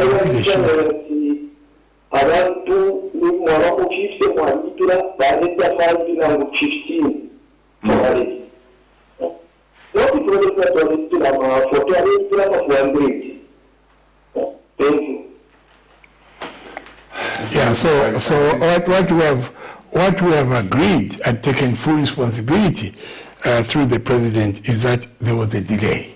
And the delay was caused by the cancellation. So we ended up procuring late. But in terms of people sharing, this is what we have found on the ground. That there's a lot of sharing in terms of paying for the same 400. 8 people contributing 50 kwacha each and procuring that same fertilizer. Okay, so 2 people Vasim Fukwe and who paid and they didn't get their expected service of it. Yes. So what do you do as government? Do you refund them or it's just what under the... Pastor, I can assure you that there are very few people, if any at all, who would have paid the 400 that didn't receive. Then they don't receive anything. They have. But those that haven't, they must be able to go and visit their DACOs. So that it is very clear. You've put me into this scheme. You have told me to pay 400. Out of that 400, this is what I'm supposed to get. I have given you my 400. Here is my receipt. I have gotten nothing. So can I please have my money back? It's as simple as that. Let's pick some text messages so that we can read and hear what other people are saying. And those of you that want to make phone calls, please call. I'm with Mr. THABO KAWANA here. God bless you. Okay, we will come to that. I'm sure my my director is still looking at those text messages. The issue of there's a call. Hello, good evening. Good evening. Good evening, sir. What's your name and where are you calling us from? My name is Patson. Patson. My name is Patson. I'm calling from Chingola. From Chingola. Please go ahead and speak to the nation. Yes, but first of all, I want to thank you for the internet program. And I want to thank also Mr. THABO KAWANA for answering the questions that were did. But now my question is only in the schedule. I'm sure Wakata Dam was used to hot water for the production of electricity. But at the Karika Dam, FRA ran dry because the fishing activities are going on in Karika. People may cut the Pentarea in Tabunga. It means there is a lot of water. But one there was taking. The second one is what the country is about the one implement that we talked about. Because if you are going to give us some funny instruments, then you are saying production of all the crops in Zambia will go up. So if you give us even not looking transfers, if they planters and very fast too. Thank you. Okay, the second question, I didn't really get it. The second question is about are you there, Mr. Patson? It's about the implements, the farming implements, what you did there. There was a breakdown there somewhere. Oh, okay. So maybe to start with the farming implements, I think what he's basically saying is that if you go ahead and give us the equipment to mechanize us, you give us planters, plows, and so on, production will be ramped up. That is the whole idea. Government wants to ramp up production so that we have more than enough to be able to export comfortably. Because as you have seen now, we also have among the pressures that are putting pressure on our medium meal is that this price has been exacerbated from 4,000 to 6,000 because even foreigners are buying it at 6,000. And you have got drought in the eastern side of Africa and floods on the southern side of Africa. So countries down this side are hit by flood, no white maize. Countries up east are also hit by drought, no white maize. So there's a demand now for the countries from the east and countries from the south for our maize. And because of that demand, the traders now were able to sell the foreigners at 6,000 kwacha per metric ton. And they didn't bother now. They said whether you're a Zambian or a foreigner, it is 6 pin. And they're making huge profits. And then there are also some unscrupulous millers who collected maize, and instead of going to grind it, they decided to sell it to the foreigners who were waiting by. Because remember that we as government have decided not to close the borders. We want to keep the borders open. We want our people to get the best price and be able to trade freely. So this has caused the foreigners to come in and with trucks and are buying the maize and driving out. So at 6,000, they're making a killing. But we are now back on top of things, and we have employed the measures that I explained earlier on, and we expect the price of meal to be normalized by next week, if not the end of this week. He's asking about the water in the Kariba, that there's carpenter being caught there, there's fish being caught, so the water is, yes, there's water in the Kariba, but it was not at the level at which it can sustain the activity of power generation, because it is only up to a certain level. Beyond that level, you are not allowed to generate. Why? Because it has gone so down that as the machines are generating, it will suck up, including the residues which are down there, the dirt, the roots, the stones, the rocks, and those will go and destroy the turbines. So in terms of generation, there's a certain level that is reached as maximum. Beyond that, you can't. And that's where we had reached. But it's good also to note that the water is already picking up, as we were being told. Even the floods that are happening in Western Province eventually are finding themselves on Zambezi River and eventually finding themselves to Kariba. So we are... This is where, Mr. Kawana, you as government, never forget God.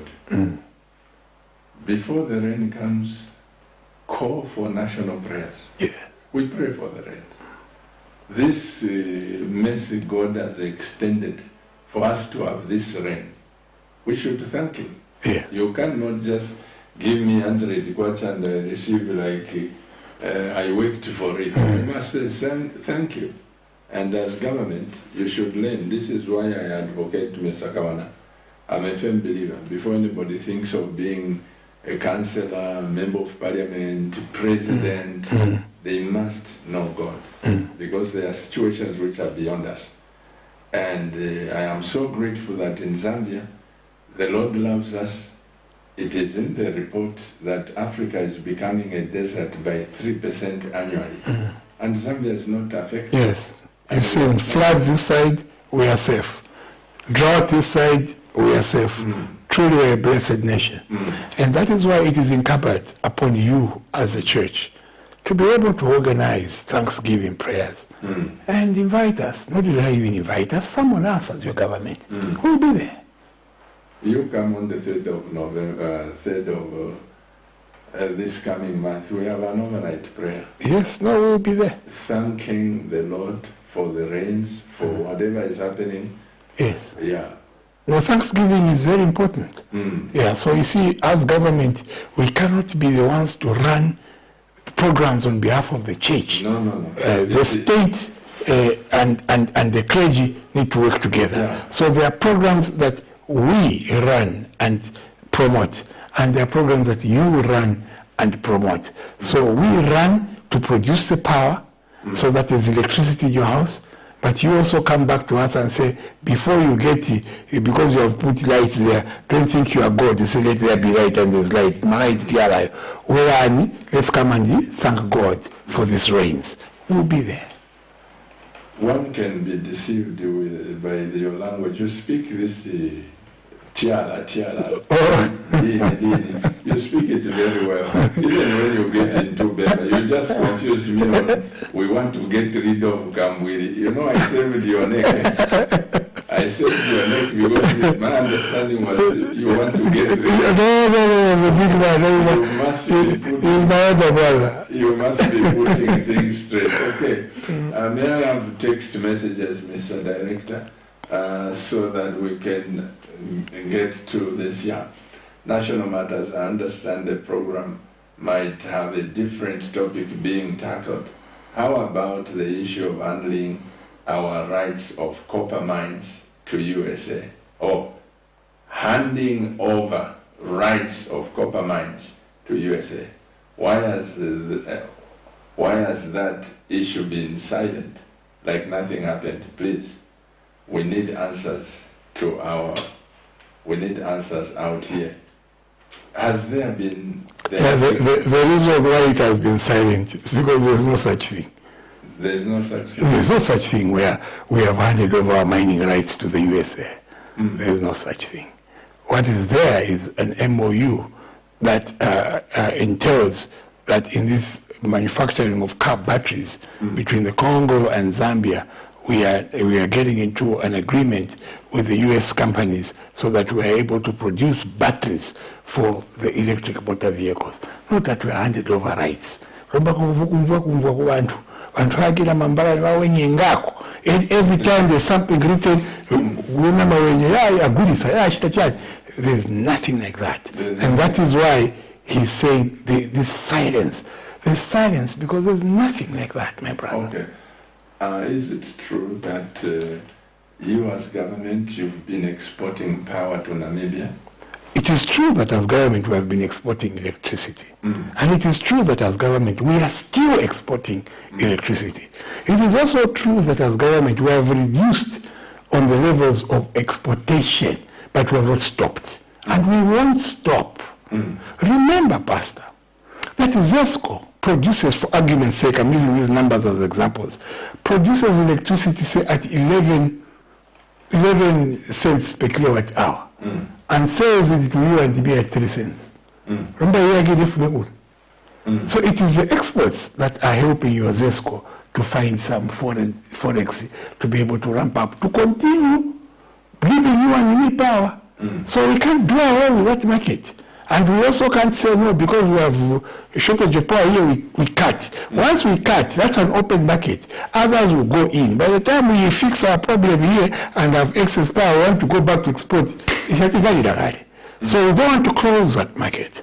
We have to ensure that we continue with it. What we have done is that we have engaged our clients and told them the export we'll give you, for example, if we're giving you 500, we will now give you 300 or 200 because we also need the power. But as soon as we rake up and fix our problems, we'll get back to 500.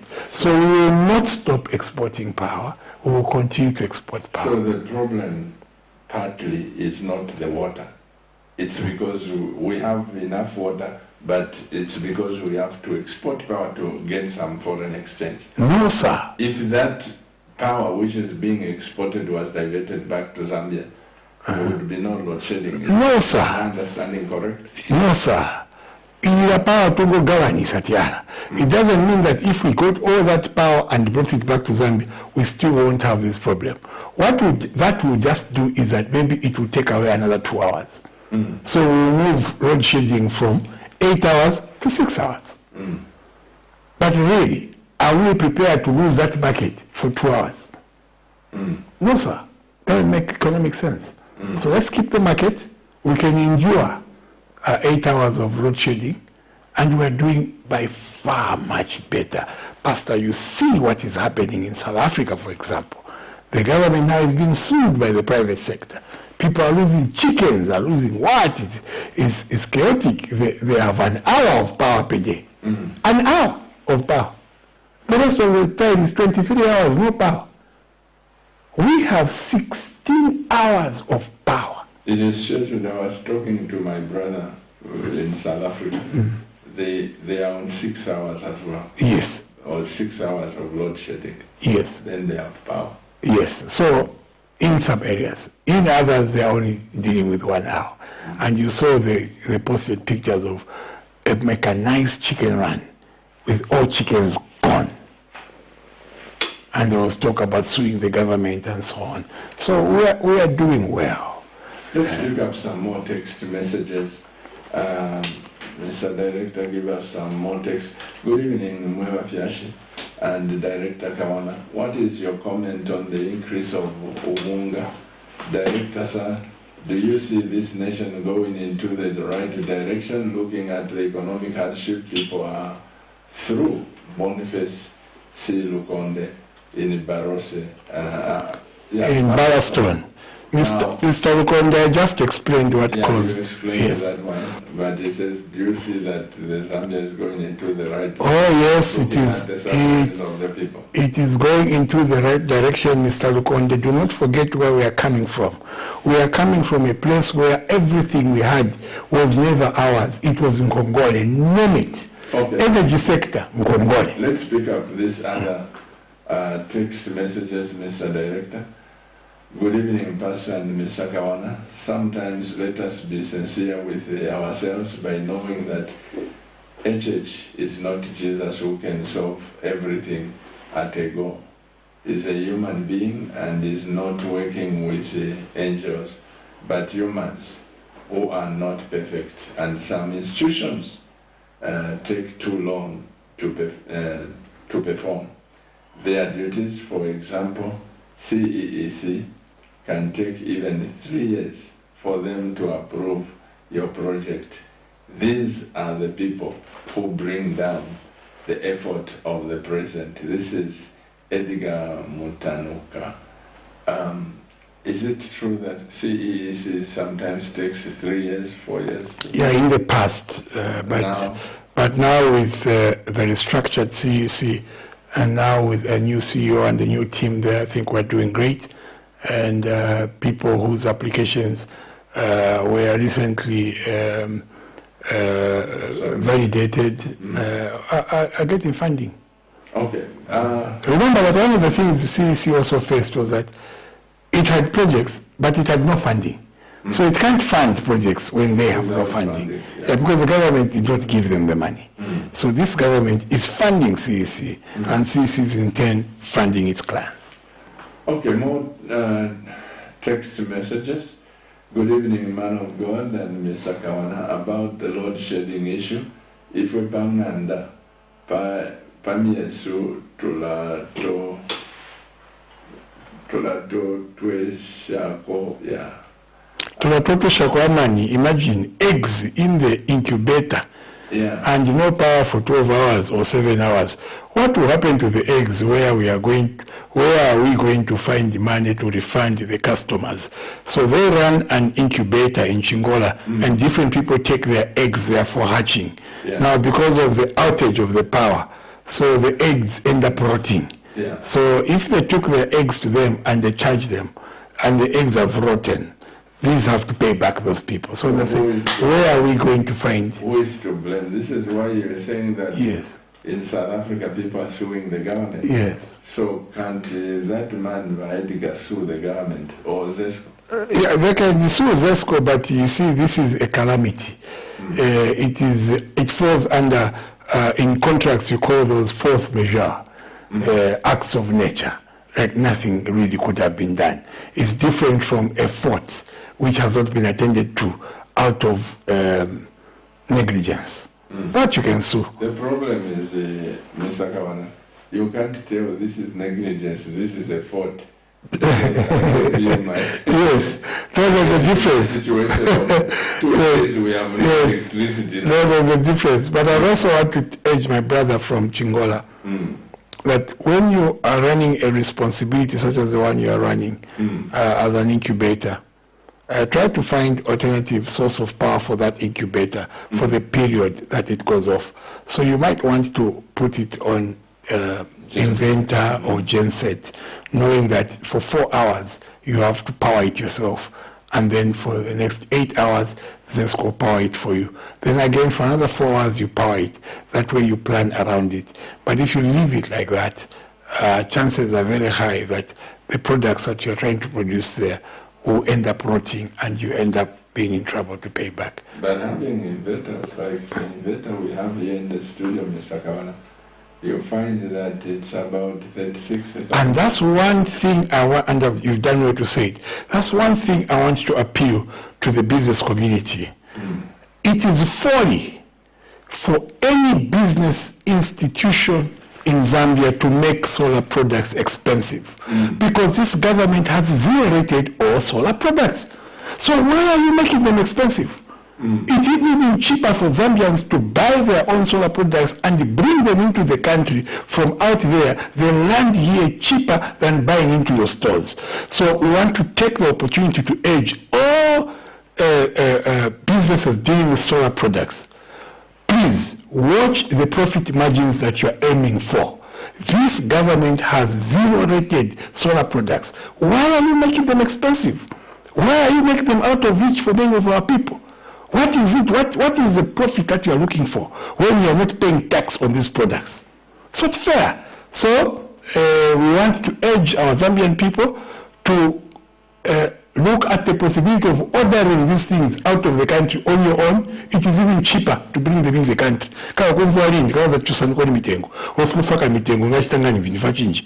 You order and they will come to you cheaper than you go and buy them from the shops. So that we teach these shops also a lesson that greed does not pay. You cannot be charging people all this money for products that the government has allowed you to bring into the country free of charge. That's a timely warning and very good advice to people. Because I don't also understand why these things are expensive. You go on the internet, China. Here you find something, good system, going for just about $700 in China. Yes. But when it comes here, you find it's at $5,000. So where is the discrepancy coming from? $5,000 and $700. So when you order that at $700, your total cost to bring it into the country will end up being $1,100. Then here someone says, pay me $5,200 for this thing. It won't even go to $5,000. It's not a vehicle. Yeah, you only pay about $400. Yes. Which is $1,100. Yes, landed. And if it's zero rated. Yes. It is zero rated. Where does the $4,000 come from? That's where the greed is coming in from. And people working on the minds of the people believing that they are desperate and they are ignorant of the fact that these products are able to be brought into the country free of charge. And that is why I'm saying let us order them on our own and bring them in the country. We will order our own batteries. We order our own solar panels. We order our own inventors. We order our own. We bring in the country. It is cheaper to do that on our own than to go and buy Warumbwana or to do something. I'm telling you, very good advice, Mr. Kawana. I also concur with you because this inventor that we bought here, it was out of reach. But you go to South Africa, you find it's cheaper. Put it on Shalom bus. They brought it here. That time before you zero-rated the item, it was still cheaper. As paying tax. Yeah. But what more now that it's not even paying tax. So it is not fair that people in business must be this greedy. This greediness in us as Zambians of wanting to exploit our fellow citizens, it must be gotten rid of. It is the same greed that is driving somebody to buy millimil at 170 kwacha for a 25 kg and go and sell it at 320 kwacha. Why would you want to do that to your fellow citizens? Let's pick up some more text messages, Mr. Director. Good evening, Pastor and Mr. Kawana. The mood of the people in Zambia is about NAPSA bill. Please make our president popular by actualizing the bill. You are taking too long to implement programs that can bring food on our table. The POA bill should have come in 2025. We need NAPSA bill now. Please make it 50% partial withdrawal. This is Mambwe from Mansa. Yes, Mr. Mambwe, this bill will be in Parliament within the first quarter of the year. The Minister of Labour has been very categorical that it will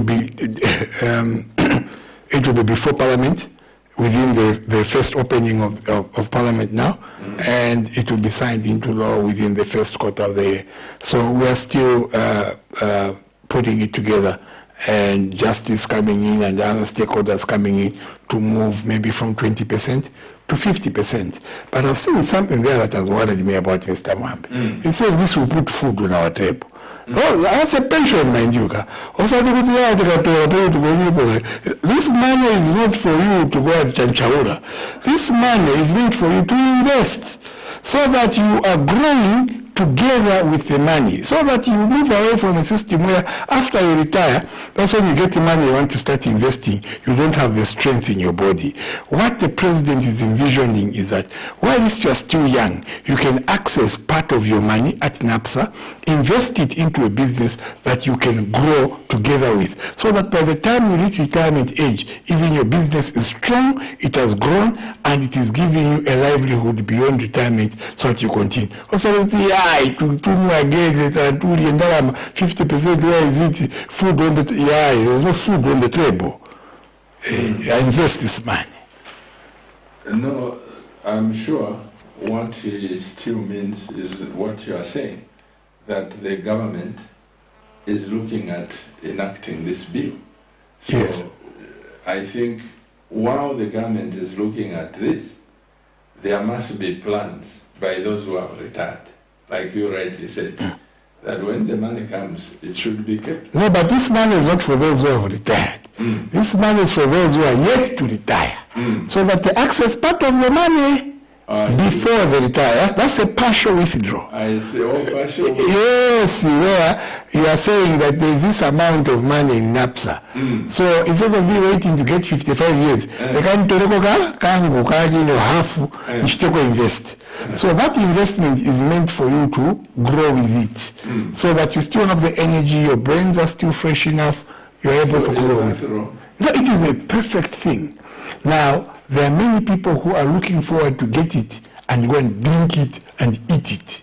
But don't forget that you are eating into a pension, you are drinking into a pension, you are squandering your pension, and therefore you are signing your own certificate as a destitute. Don't do that. There is this issue, Mr. Kawana.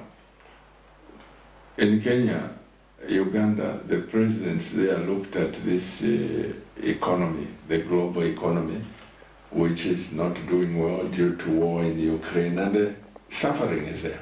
It's a must. And they asked the landlords not to torture the people, tenants. Yeah. The government stepped in Yes, Kenya yes. and Uganda to say reduce. Here in Zambia, on the contrary, rentals are going up, even amidst scarcity of money. Why? Well, I cannot answer because our laws do not allow us. Remember, we are running a free market economy, and we don't know what sort of market economy our colleagues are running. Maybe government interferes with pricing. With us, we run a free market economy. It's liberalized, and people are able to set prices. And yes, the rentals are high, but there are also areas with different rentals. So you just have to go to an area where the rentals suit your budget. But can't you, as government, because you see, the government is a father, yes, to the landlord, yes, and to the tenant. yes. It's like brother, big brother, and young brother. When they are fighting there, the parent can come and say, listen, my children, you don't have to fight. Yes. You talk to the big brother to ease his punches, and you say to this one, just work hard, things will be okay. At least you see, when you as government speak in all sectors, people have ears. They will hear to say. Now, what I can promise the viewers is that I will pass on this information to the relevant ministry. I don't know if it's infrastructure and housing or it's local government, but I'll find out where it falls, and I will pass on the information, and the nation will be informed in due course.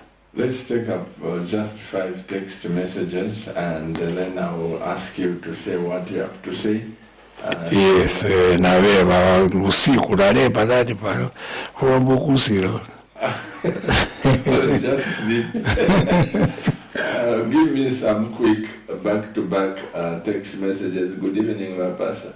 And KAWANA, last year we were told that it took long for Southern Province to receive fertilizer because more people had to be included in FISIP. This year we are told that Southern Province has received 100% distribution. This is at the expense of other provinces. Give us a breakdown of how fertilizer has been distributed countrywide. Is that with or what's YN or WN? Concerned citizen. Yeah. Yes. Maybe I should be giving quick answers so that we don't come back on them.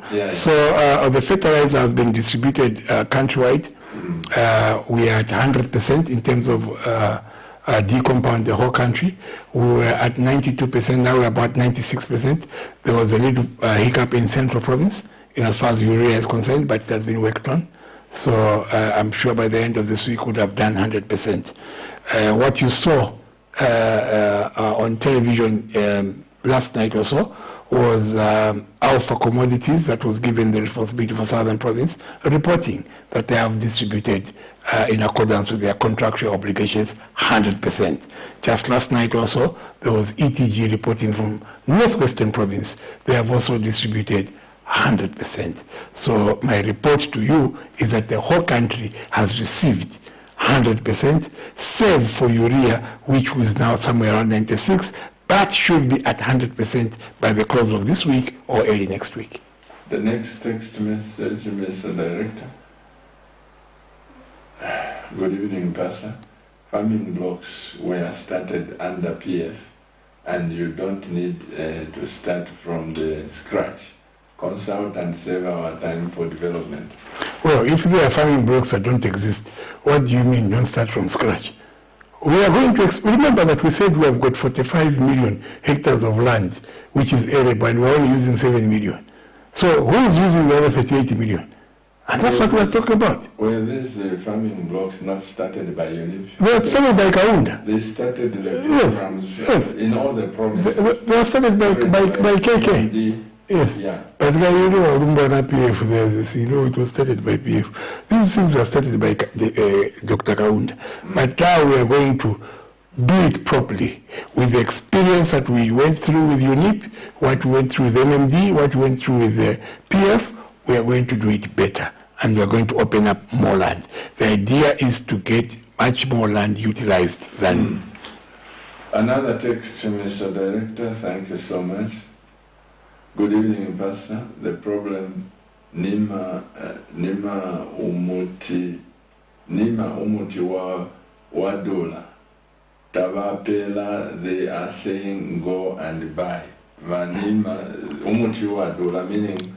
Yeah, no, it is not correct. It is not correct. There are pharmacies and drugstores out there that are cheating the people, that when they take prescriptions to them, they will tell them, for example, this medicine is 7,000. Nima won't pay everything. So you pay 3,000. Nima will pay the 4,000.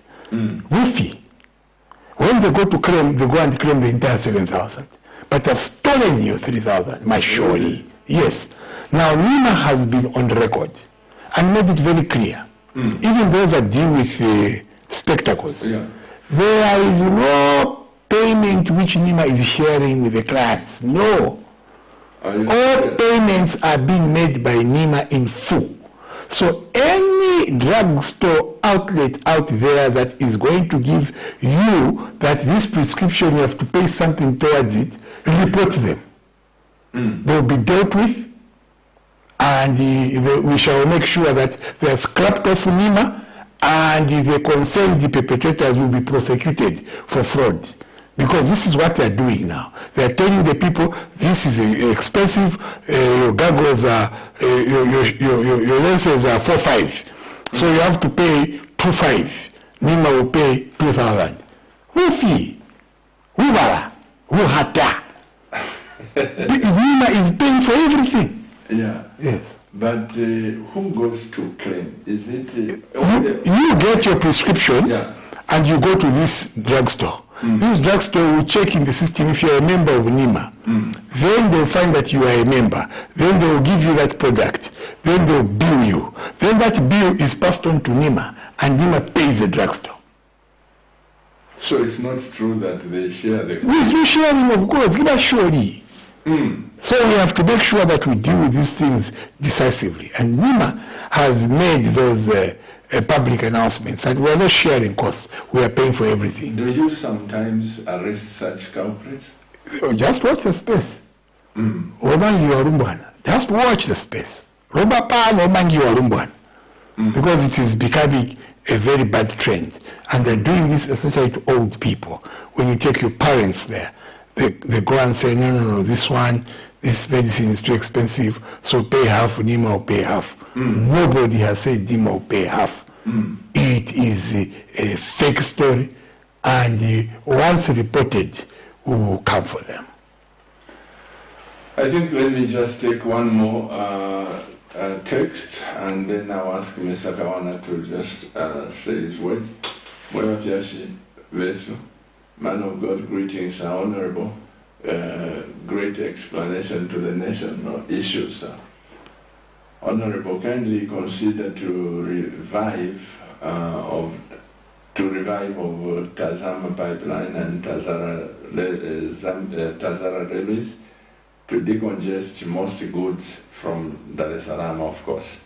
Consider, number 2, consider to use water from Luapula, Bangweulu, Mweru, and Chifunabuli for HEP rather than the Kariba or hydroelectricity power production. Thank you, Honorable Sir. This is Kangwa from Katete. Yes, Mr. Kangwa, thank you very much. The issues to do with utilizing waters on the northern side is already what we are doing. We are moving the investment in hydroelectricity to the northern side. And we have concluded in terms of doing an MOU with the Congo DRC over the Luapula River Authority. We are creating a Luapula River Authority, the way we have a Zambezi River Authority. So the MOU has been done, and very soon you see activities going on this side.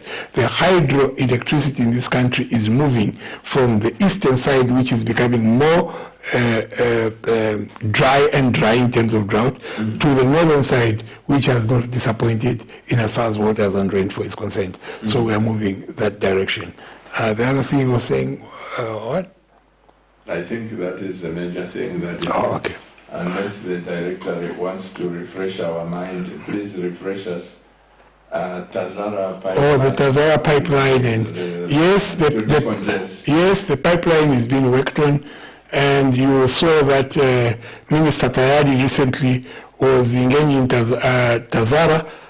We are putting in money into Tazara. Not like those colleagues of ours who got money and said they're putting Zambia Railways, Kuli and Dalama, Mashori, Kuli and Dalama Zonse. Nothing went into the, you remember that we got a Eurobond, and there was hundreds of millions of dollars that we claimed we were going to put in Zambia Railways to make it fast on the plane and get more coaches. Nothing was bought.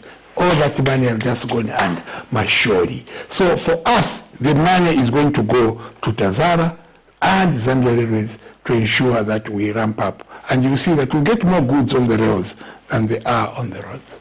One of the coming days, I will put some questions to you. Yes.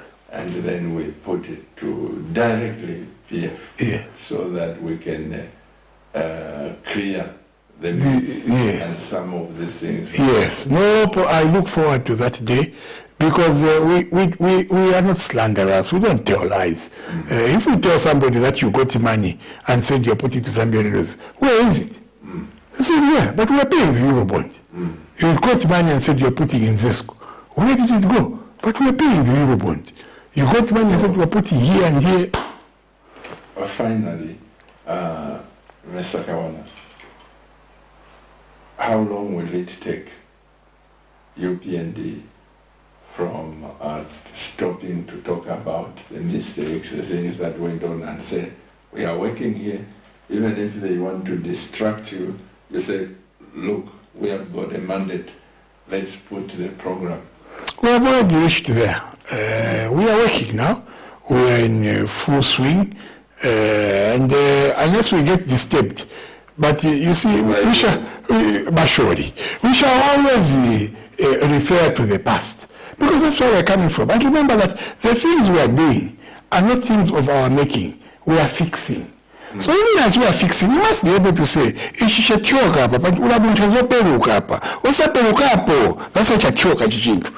is that? Is it PF? So we cannot avoid to talk about PF. But you watch the space, you see that less and less and less of blaming them. But we will talk about them. Because but we'll stop blaming them. Even Honorable Gary Nkombo. Yes, I know that's where your question is coming from. Yeah. So we are stopping the blaming of PF, but we will never stop talking about the PF. Oh, I see. Yes. Your last words, Mr. Kawana, just in 1 minute. I know we are in news time. Yes. Thank you for that you are here. No, I thank you for the opportunity to have come here to speak to the nation, and I want to thank the viewers for listening in. The questions that they have been able to send through shows that they are late and they want more information, and I just want to assure them that this year we are leaving no stone unturned. We will be out there to give the information. Very soon I'll be on the Copper Belt to face our people. I think you've seen the majority of these phone calls have come from Chingola, Pofurila, Chililabombwe. There's hunger for information on the Copper Belt. My minister has already dispatched me that next week I should be on the Copper Belt for a whole week. So I'll be there on Radio Chengelo. I'll be there on Sun FM. I'll be there on in Mufurila on Mafken FM. I'll be there on Kokoriko in Chingola. I'll be there on ZMBC in Kitwe, just to mingle with the people. And when we go there for radio programs, our style is 2 hours. I speak for 20 minutes. Then we open the phone lines so that we begin to interact with the people. They ask the questions, we attend to them. So we'll be there for the whole week to attend to the people. And when we come back from there, we are going to Eastern Province. This year, the president has said nobody will be dozing in the office. And there's no excuse. There's nothing like this has not been done because the minister. This has not been done because the PS. This has not been done because of the director. If you're found to be hindering government program, you'll be got to the rid of. So all rigidities this year will be dealt with. So my word to the people is that you will see us mingle with you more and more. Mr. Kawana, I thank you so much for your making time to come and be with us. I can assure you that I'm sure some of the people would have loved to listen to what you have said, but they are under load shedding. So yes. The next time you are here, the same questions will come back. Yes. Because we never get tired of answering. You can see I'm smiling. Pastor, I've just received a message. My salary has got 10%. So which means all the civil servants have received their 10%. No wonder they were smiling the whole time. I'm looking at the civil servants, they were just smiling. I'm wondering what is going on. Cancel 10%. So all civil servants they have paid them their 10% in full. The this is what a serious government does. So now you should be able to look at the common man, Mr. Kawana. Yes. I'm just appealing. Yes, yes. The people are not civil servants, the people who are down there, and please look after those people. Yes. And also, I want to make one earnest appeal that look at the private media, because they are defending, they are pushing the news out there. You know, someone may not like to watch the NBC, but they watch Diamond, they watch Camnet, they watch that Prime station. TV and so on. I thank you. No, I hear you. Thank you very much. On behalf of my wife, the CEO of this great television station, on behalf of the young people that are working tirelessly day and night to see to it that we push the news, we push the information to you, the people of Zambia, and outside Zambia, I am grateful. And to, of course, the church that my wife and I pastor, they are a solid partner to this TV station. I thank you. And I want to thank you, viewers, for being there. And please, let's work together. Let's move together without differences. One day, Zambia will be a great nation. On behalf of my wife and the entire production team, I can simply say, keep watching KAWANA TV, because KAWANA TV is not just another channel. Thank you once again, Mr. Kawana. Thank you very much.